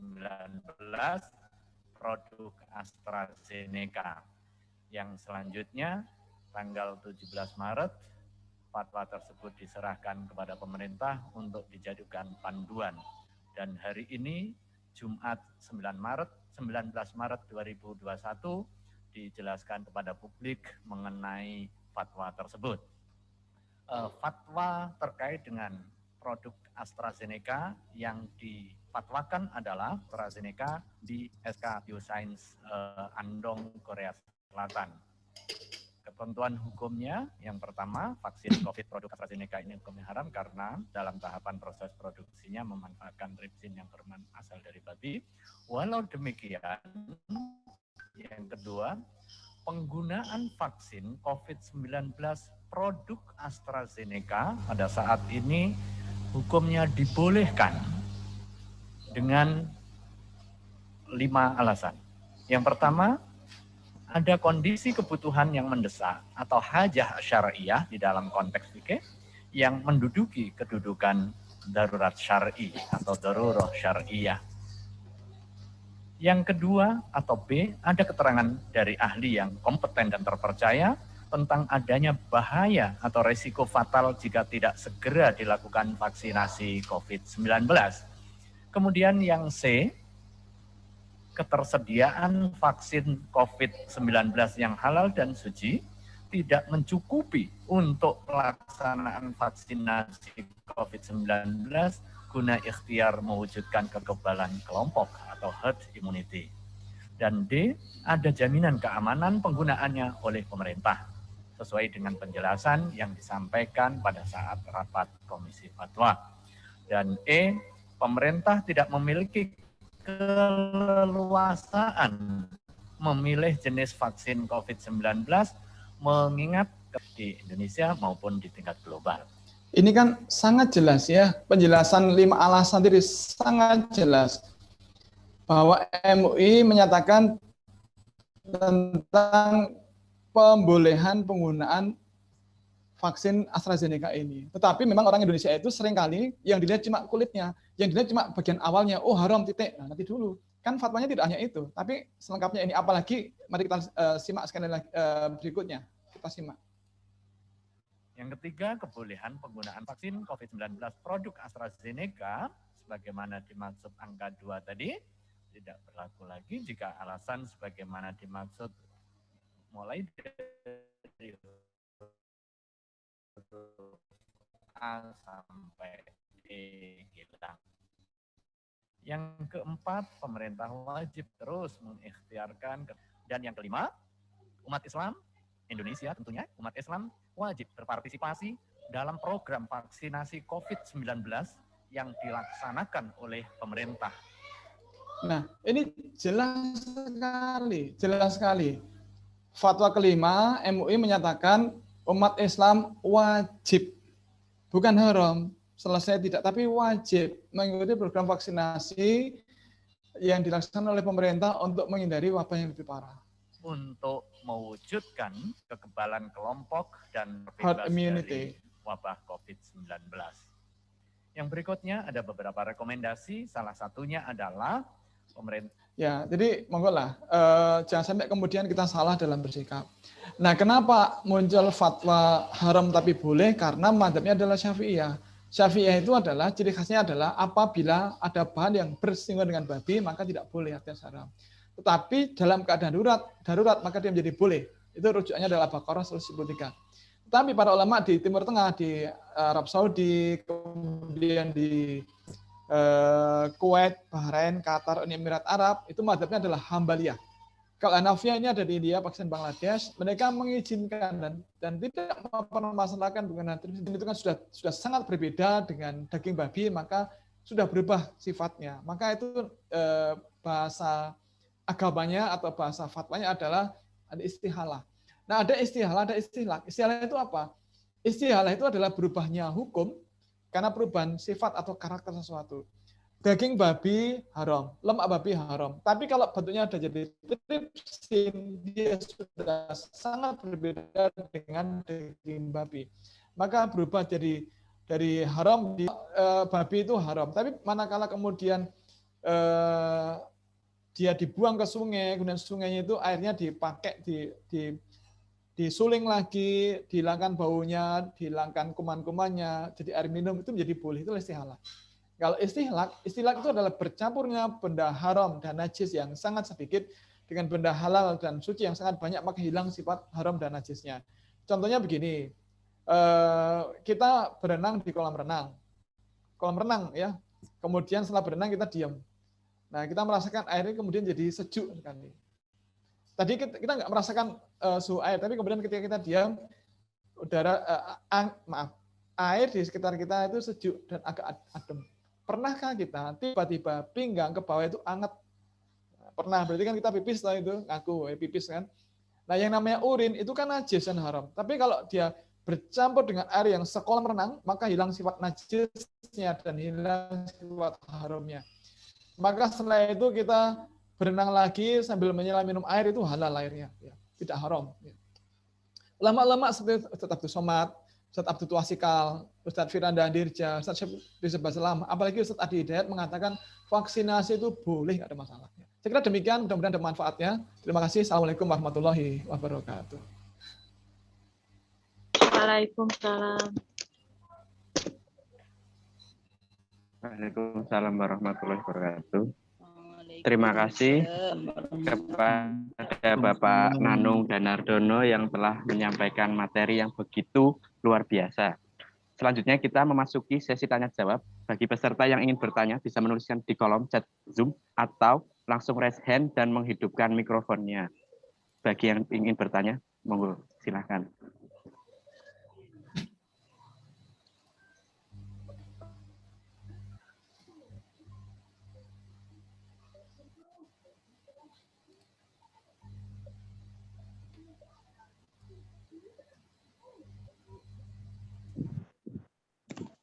Boleh bertanya? Monggo silakan, Pak. Monggo silakan. Terima kasih. Assalamualaikum semuanya. Waalaikumsalam warahmatullahi wabarakatuh. Ya, ringan saja. Apabila saya itu merasa bahwa diri saya itu terkena najis, padahal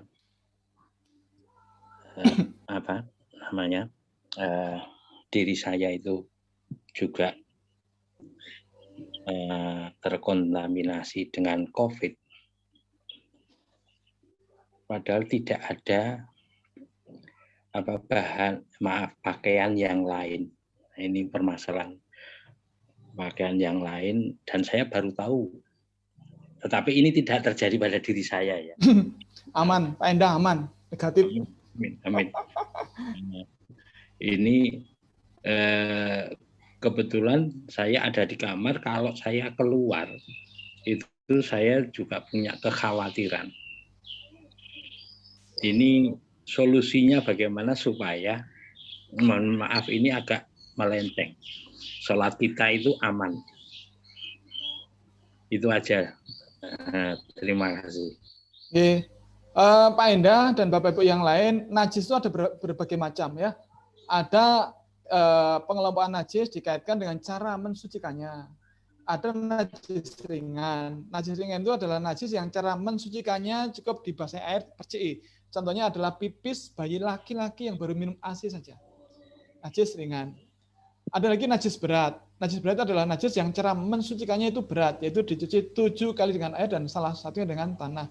Contohnya adalah najis dari bagian yang basah dari anjing dan babi. Di luar itu adalah najis sedang.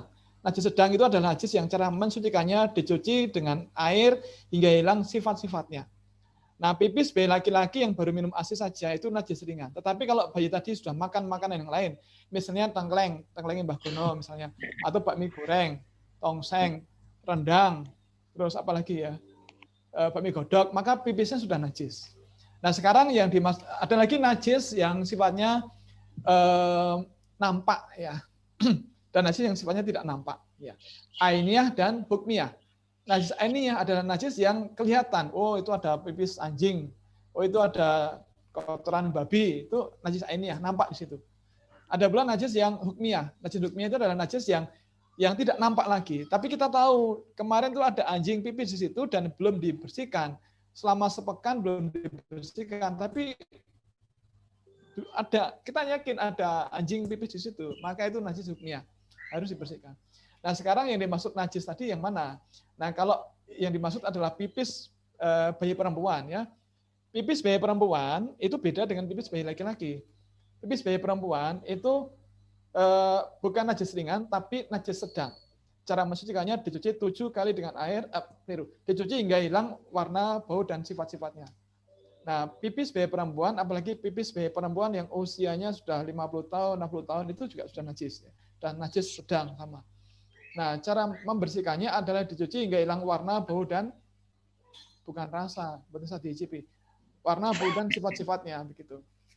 Nah, sekarang kalau misalnya dalam kondisi memungkinkan, kita mau sholat itu wudhu biasa. Kalau tidak memungkinkan tayamum. Ya. Kalau kita memungkinkan ketika kita kena najis, kita ganti pakaian, kemudian bersihkan najis kita, selesai. Itu dalam kondisi memungkinkan. Nah, kalau tidak memungkinkan, ya semuanya jadi rukhsah, itu dimaafkan. Nah, kalau misalnya hanya ada tisu basah, ya dilap pakai tisu basah saja gitu. Itu kalau tidak memungkinkan. Tapi kalau memungkinkan kita mencapai kamar mandi yang ada airnya, ya kita suci dengan cara kita sucikan dengan cara yang normal. Kira-kira demikian. Allah lebih bisawab. Terima kasih. Ada yang raise hand, Mbak Fenita Sari? Ya Pak, izin bertanya. Di unmute, monggo. Ya, ya Pak, gini Pak, itu kan tadi kan disebutkan ya bahwa untuk varian COVID itu kan yang terbaru itu kan ada banyak tuh Pak. Tadi ya, disebutkan. Kalau seumpamanya kita tuh terkena COVID Pak, nah itu tuh kita bisa tahu nggak? Kita tuh termasuk dalam COVID yang mana gitu loh Pak? Dari bisa. Itu. Bisa Bu. Udah selesai? Belum. Itu belum. apa pemeriksaannya dengan menggunakan PCR itu Pak untuk mengetahui kita termasuk dalam gejala yang masuk varian COVID yang mana gitu. Oke. Nah, sudah Bu. Sudah Pak. Saya sangat bersemangat. Bapak Ibu, kemarin sempat ada orang nge-share tulisan, saya tidak mau di swab PCR karena saya tidak mau di-COVID-kan. Maaf, ini kalimat menyesatkan. Kenapa menyesatkan? Bapak Ibu, COVID itu enggak asal-asalan. Memang kalau rapid test seperti penggunaan genus, kemudian antibody, atau swab antigen, itu rapid test. Rapid test itu validitasnya tidak setinggi PCR. Kalau PCR itu saat ini adalah alat yang paling tinggi presisinya dan validitasnya paling tinggi. Maka dipakai di seluruh dunia, apalagi yang real time PCR. PCR itu mekanisme kerjanya menggunakan urutan atau sekuensi DNA. Ini maaf saya cerita sedikit ya sebelum nanti menjawab Bu Fenita Sari. Kalau makanan kita, jadi misalnya ini makanan ini ada babinya, bagaimana cara ngelacak? Kita cek ini menggunakan PCR. Nah, kita membeli kit DNA babi, kemudian sampel kita ambil, dicocokkan. Kalau ada sekuensi atau urutan DNA yang sama, maka fix dia ada kandungan babinya. Setiap makhluk hidup itu punya sekuensi DNA yang spesifik. Babi juga punya sekuensi DNA yang spesifik. Maka kalau kemudian sampel makanan itu kita cocokkan dengan PCR dan ada sekuensi DNA yang cocok, maka berarti fix ada kandungan babinya. Contoh yang kedua, ada seorang wanita ditolak suaminya. Karena wanita ini hamil, suaminya tidak mengakui ini adalah anaknya. Sang suami menuduh ini anak temanmu laki-laki.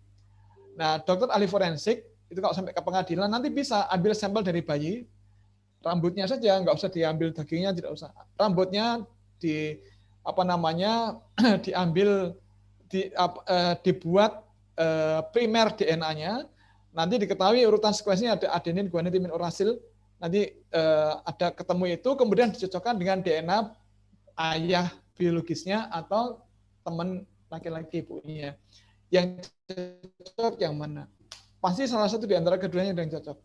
Nah, kalau sekuensi DNA yang ada pada anak bayi tadi itu sama dengan bapak biologisnya, berarti dia anak kandungnya. Tapi kalau kemudian tidak cocok dengan bapaknya, tapi malah cocok dengan teman ibunya, berarti dia anak teman ibunya. Begitu. Sama juga dengan virus corona. Virus corona itu memiliki sekuensi DNA atau urutan DNA yang berbeda dengan virus-virus yang lain. Bahkan setiap varian itu pun punya sekuensi DNA yang spesifik. Maka ketika seseorang dicek menggunakan swab PCR dan tidak ada sekuensi DNA virus corona, maka orang ini negatif. Tetapi kalau ada sekuensi DNA, ada urutan DNA yang cocok dengan virus corona, berarti fix ada virus corona dalam tubuhnya. Termasuk ketika seseorang sudah selesai isoman, ya, 14 hari maksimal. Ya. karena masa inkubasi virus corona itu 14 hari, 10 sampai 14 hari. Maka setelah 14 hari, virus itu sudah pecah berkeping-keping. Fragmennya, pecahannya masih ada dalam tubuh kita. Tetapi diyakini sudah tidak virulen, sudah tidak menular lagi. Maka itu sebabnya dokter sekarang itu tidak lagi merekomendasikan PCR untuk ngecek apakah seseorang sudah bebas dari COVID setelah isoman. Nah, bahkan kalau nanti dicek PCR pas isoman, insya Allah masih akan terdeteksi ada kandungan, masih ada terdeteksi positif ya. Tetapi itu tidak berbahaya. Karena yang terdeteksi tadi adalah DNA dari potongan-potongan tubuh virus tadi itu. Karena setiap virus dan varian itu punya sekuensi DNA. Maka sekarang kita bisa cek yang ada di varian tubuh kita ini SARS-CoV-2 atau yang lain. Apakah dia varian alfa, apakah beta, apakah gamma, apakah delta dari ini, apakah lambda dari Peru, apakah yang lain, itu bisa. Ya. Tetapi memang sekarang ini standar yang dipakai adalah kit DNA virus corona yang standar dulu. Dan sekarang mulai banyak orang-orang yang ketika dicek dengan berbagai kit itu ternyata, oh ini delta, ini gamma, itu bisa begitu. Begitu Bu Venita Sari, mudah-mudahan cukup jelas. Ya Pak, terima kasih Pak. J, monggo. Bu Puspa. Pertanyaan Pak di room chat itu dari Nisa Arum Hidayati.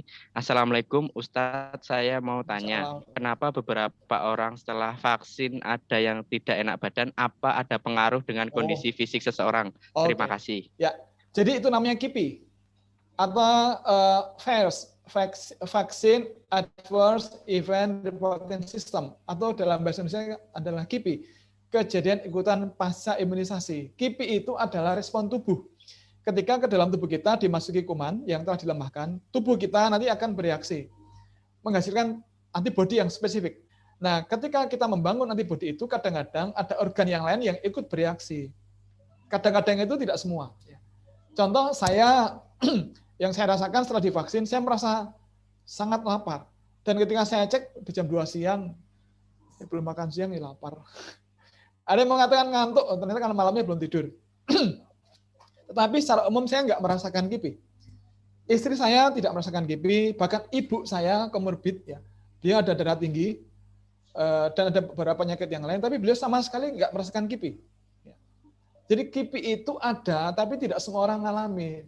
Ya sebenarnya jarang-jarang. Cuma kegambaran kita ini kan mengumpulkan data KIPI di mana-mana. Oh ini di Ponorogo ada, ini Palangkaraya ada, ini ada di Manado ada orang gini, ada di sana ujung langit sana, ada yang ujung samudra sana. Jadi semua dikumpulkan seakan-akan itu banyak. Padahal kejadian KIPI itu sebenarnya tidak banyak. Dan KIPI itu reaksi ketika tubuh itu tadi membangun kekebalan dan semua KIPI insya Allah itu tidak berbahaya. Dan semuanya adalah temporer, bukan permanen. Kalau kita demam, diberi anti demam. Kita panas tinggi, diberi penurun panas. Kita ada nyeri-nyeri, diberi painkiller, diberi anti nyeri, nanti hilang. Gitu. Lapar, makan, sembuh, dan seterusnya. Gitu. Dan jadi KIPI itu insya Allah tidak berbahaya. Beda kasus. Sekali lagi, orang sudah divaksin, kemudian positif kena. Nah, sekali lagi tadi, dia bisa kenanya bukan dari vaksinnya, tapi kenanya sebelum divaksin, atau saat divaksin oleh kerumunan orang di sekitarnya. Atau yang ketiga, dapat setelah divaksin, dia mungkin ketemu orang siapa, nggak jelas, gitu. Kemudian OTG kena, dan seterusnya. Kira-kira demikian. Allah alam bisawab. Ada pertanyaan yang terakhir itu dari chat dari Ika Tangerang Selatan, yaitu izin bertanya, saya mendapat info dari sosial media kalau seseorang divaksin malah menimbulkan atau memicu adanya virus COVID varian baru yang lebih ganas. Mohon konfirmasinya. Oh, itu tidak benar. Info itu bermula dari hoax tadi, penerima Nobel tadi itu, Pak Luc Montagnier. Kan di hoax tadi disebutkan bahwa kalau orang divaksin maka akan memicu munculnya varian baru. Nah itu sudah dibantah oleh ahli dari Amerika. Katakan bahwa varian itu muncul sebelum adanya vaksinasi. Nah jadi bukan vaksin kemudian memunculkan varian baru, tidak.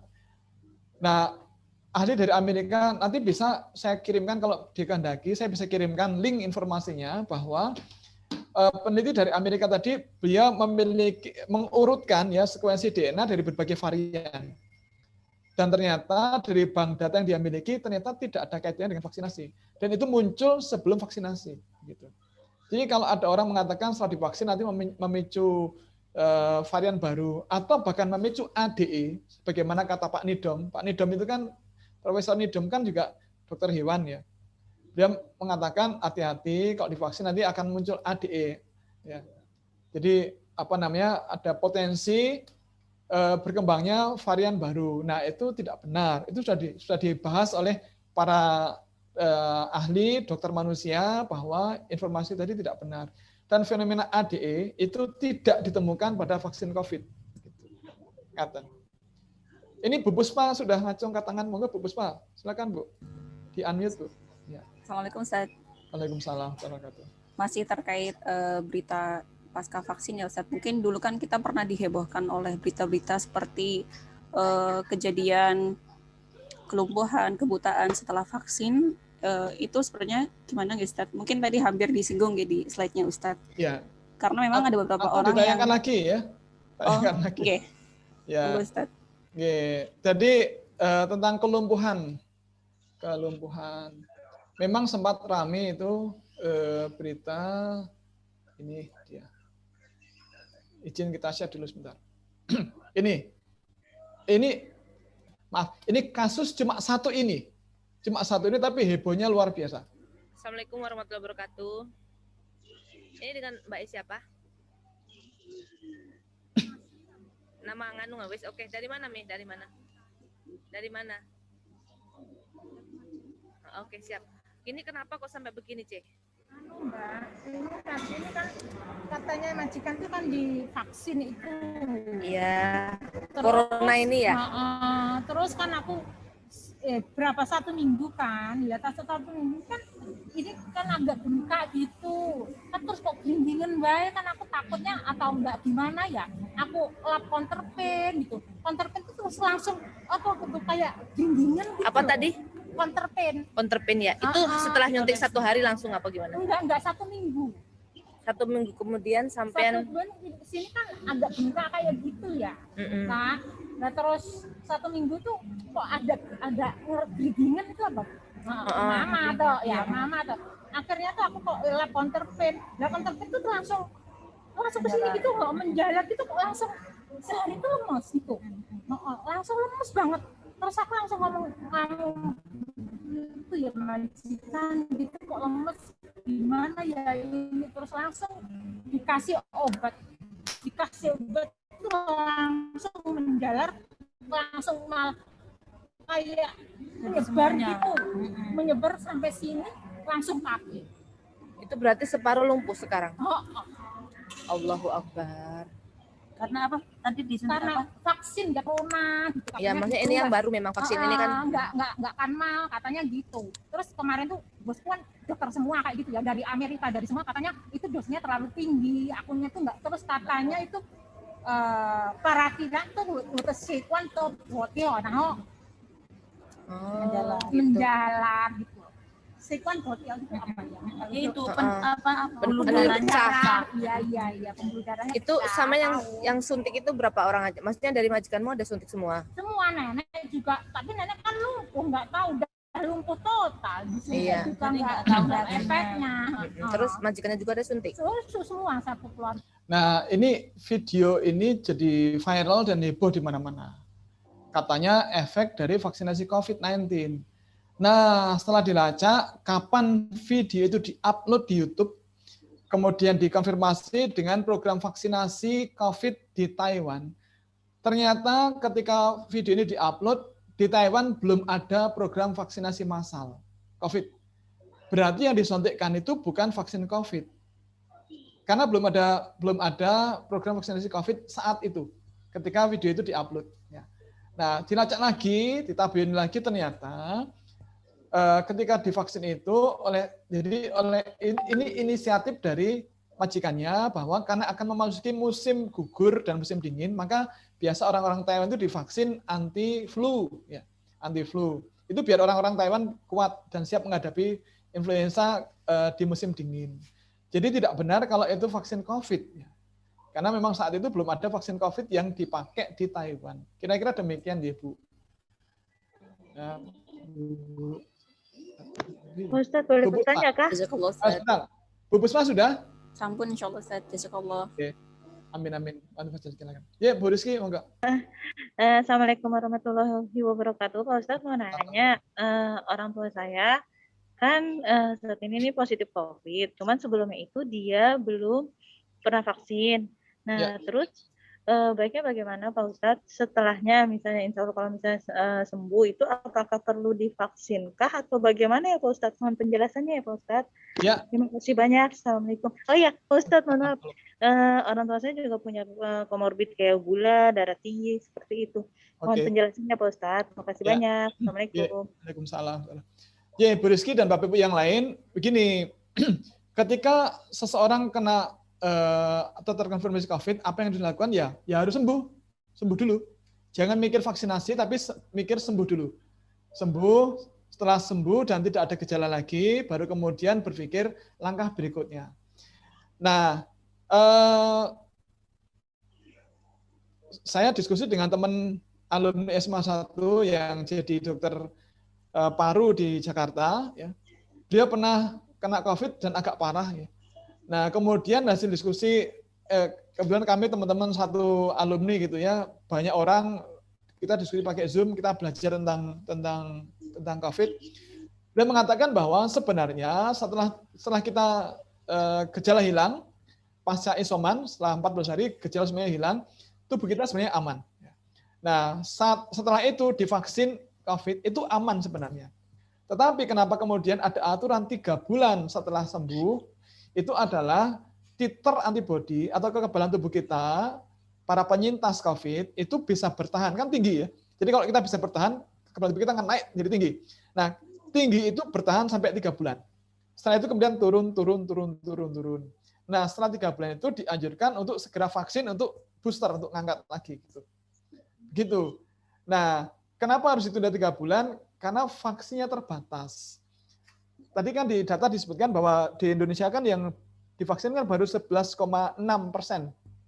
Dan vaksin terbatas, maka didahulukan orang-orang yang belum divaksin dan kekebalannya masih rendah, karena belum pernah kena COVID. Maka didahulukan orang-orang yang masih sehat dan belum pernah kena COVID, agar semakin sehat, sehingga kemudian virus nggak bisa nempel di dia. Kemudian jadi herd immunity akan bisa dicapai lebih awal. Begitu. Jadi sebenarnya setelah sembuh dari COVID itu bisa vaksin COVID, tetapi aturan resmi pemerintah harus ditunda 3 bulan dulu. Maka kemarin saya ngantar anak saya untuk vaksin COVID ya di Rumah Sakit Akademik UGM. Dokter mengatakan, maaf kami masih berpegang pada aturan resmi dari Rumah Sakit Akademik bahwa yang boleh kita vaksin adalah yang sudah 3 bulan selesai isoman. Jadi para LC, saya alhamdulillah sudah dapat gelar baru LC, bukan dari Arab tapi LC lulusan COVID karena sudah sembuh dari COVID. Maka orang-orang yang telah selesai dan sembuh dari COVID ini diminta untuk sabar menunda sampai 3 bulan. Nah, kita berdoa semuanya dari sini, Bu, semua yang ikut sekarang, kita berdoa mudah-mudahan orang tua panjenengan disembuhkan Allah, dan juga keluarga kita semuanya atau kolega kita yang sekarang masih sakit, mudah-mudahan segera disembuhkan Allah Subhanahu wa taala. Semoga Allah anugerahkan keajaiban sehingga kemudian semua yang sakit itu sembuh. Semoga begitu.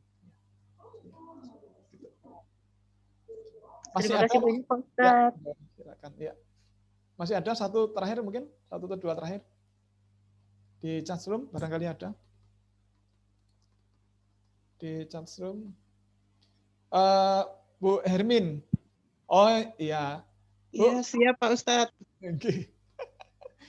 Ya, ini monggo mau disampaikan langsung atau dibaca sini? Boleh. Assalamualaikum warahmatullahi wabarakatuh, Pak Ustadz. Assalamualaikum. Monggo. Jadi Februari 2021 tuh saya terkonfirmasi positif. Terus di karantina selama 10 hari dan hasilnya negatif. Tapi 2 minggu setelah saya karantina itu Pak Ustadz, saya ini batuk dan mengeluarkan darah segar.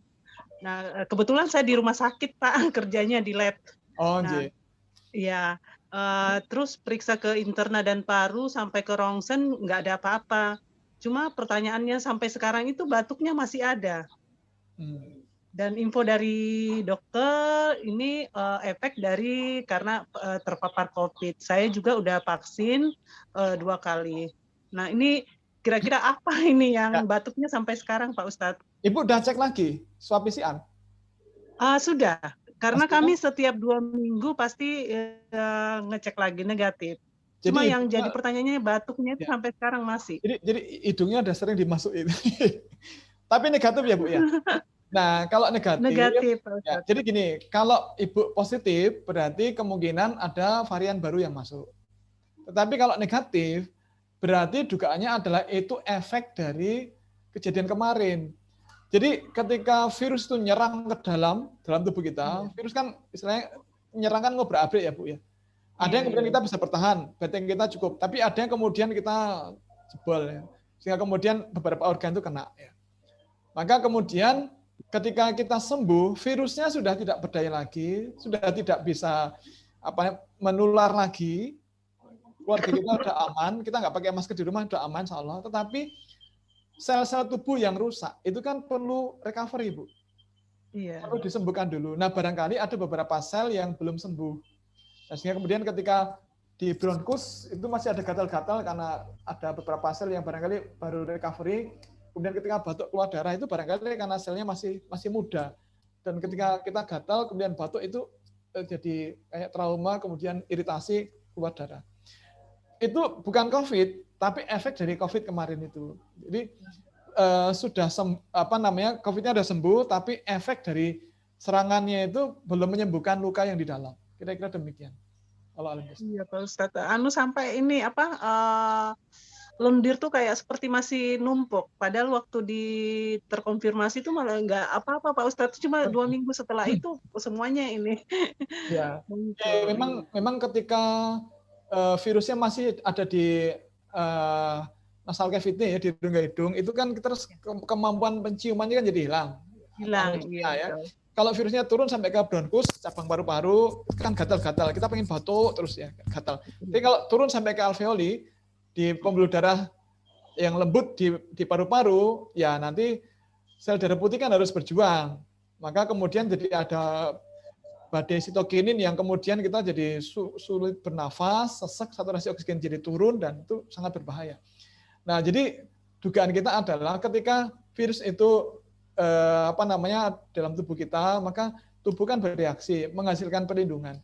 Sama juga ketika ada kuman masuk dalam saluran pencernaan, maka kemudian tubuh kan menghasilkan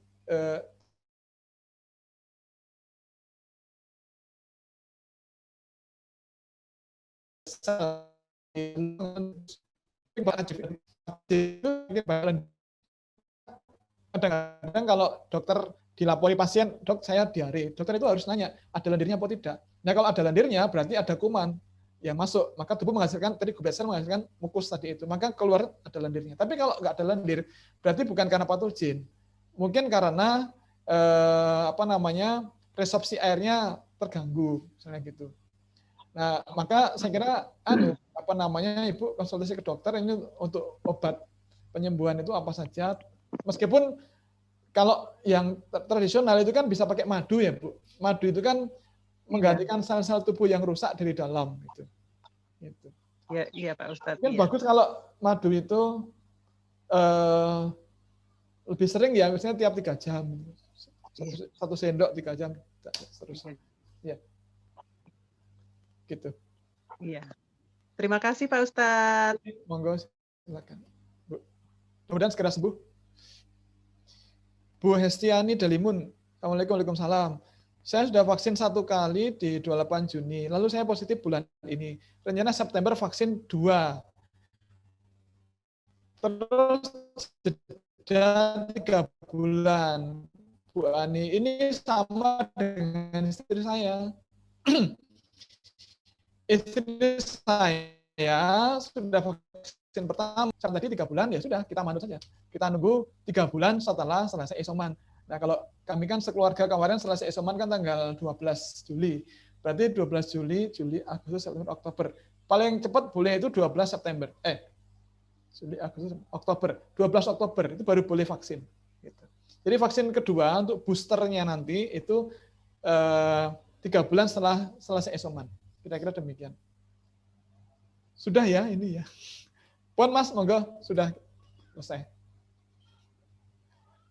Untuk mengakhiri sesi materi dan tanya jawab kepada Bapak Nanu, kami silakan untuk memberi close statement pada acara kali ini. Bapak Ibu, saya kira sangat penting bagi kita memperbanyak literatur, memperbanyak membaca mengenai virus corona ini, bagaimana penularannya, bagaimana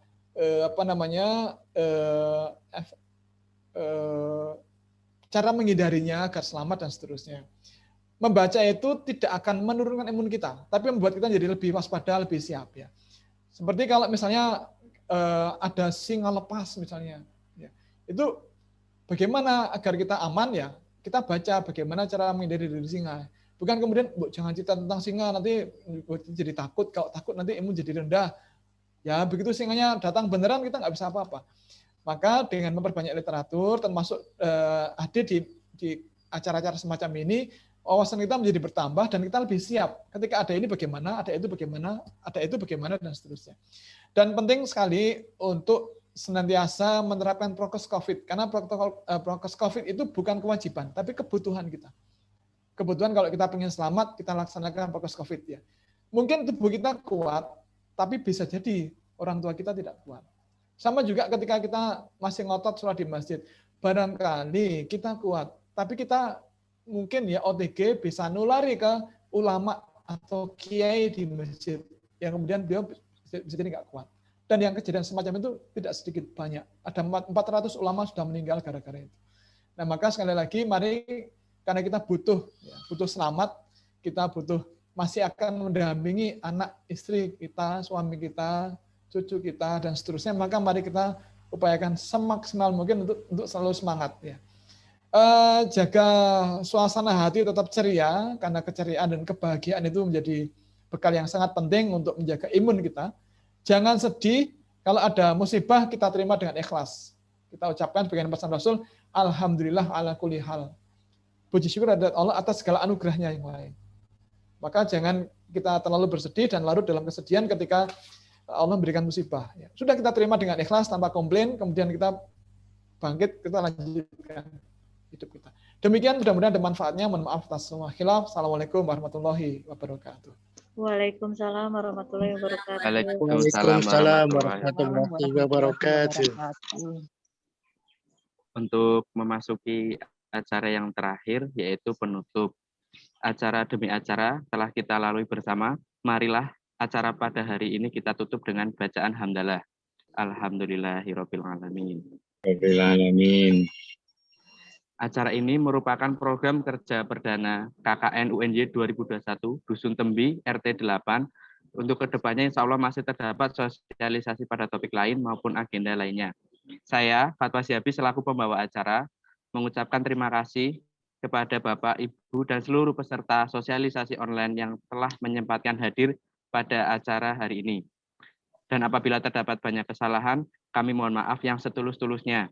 Akhirul kalam, wabillahi taufik wal hidayah, waridho wal inayah. Wassalamualaikum warahmatullahi wabarakatuh. Waalaikumsalam warahmatullahi wabarakatuh.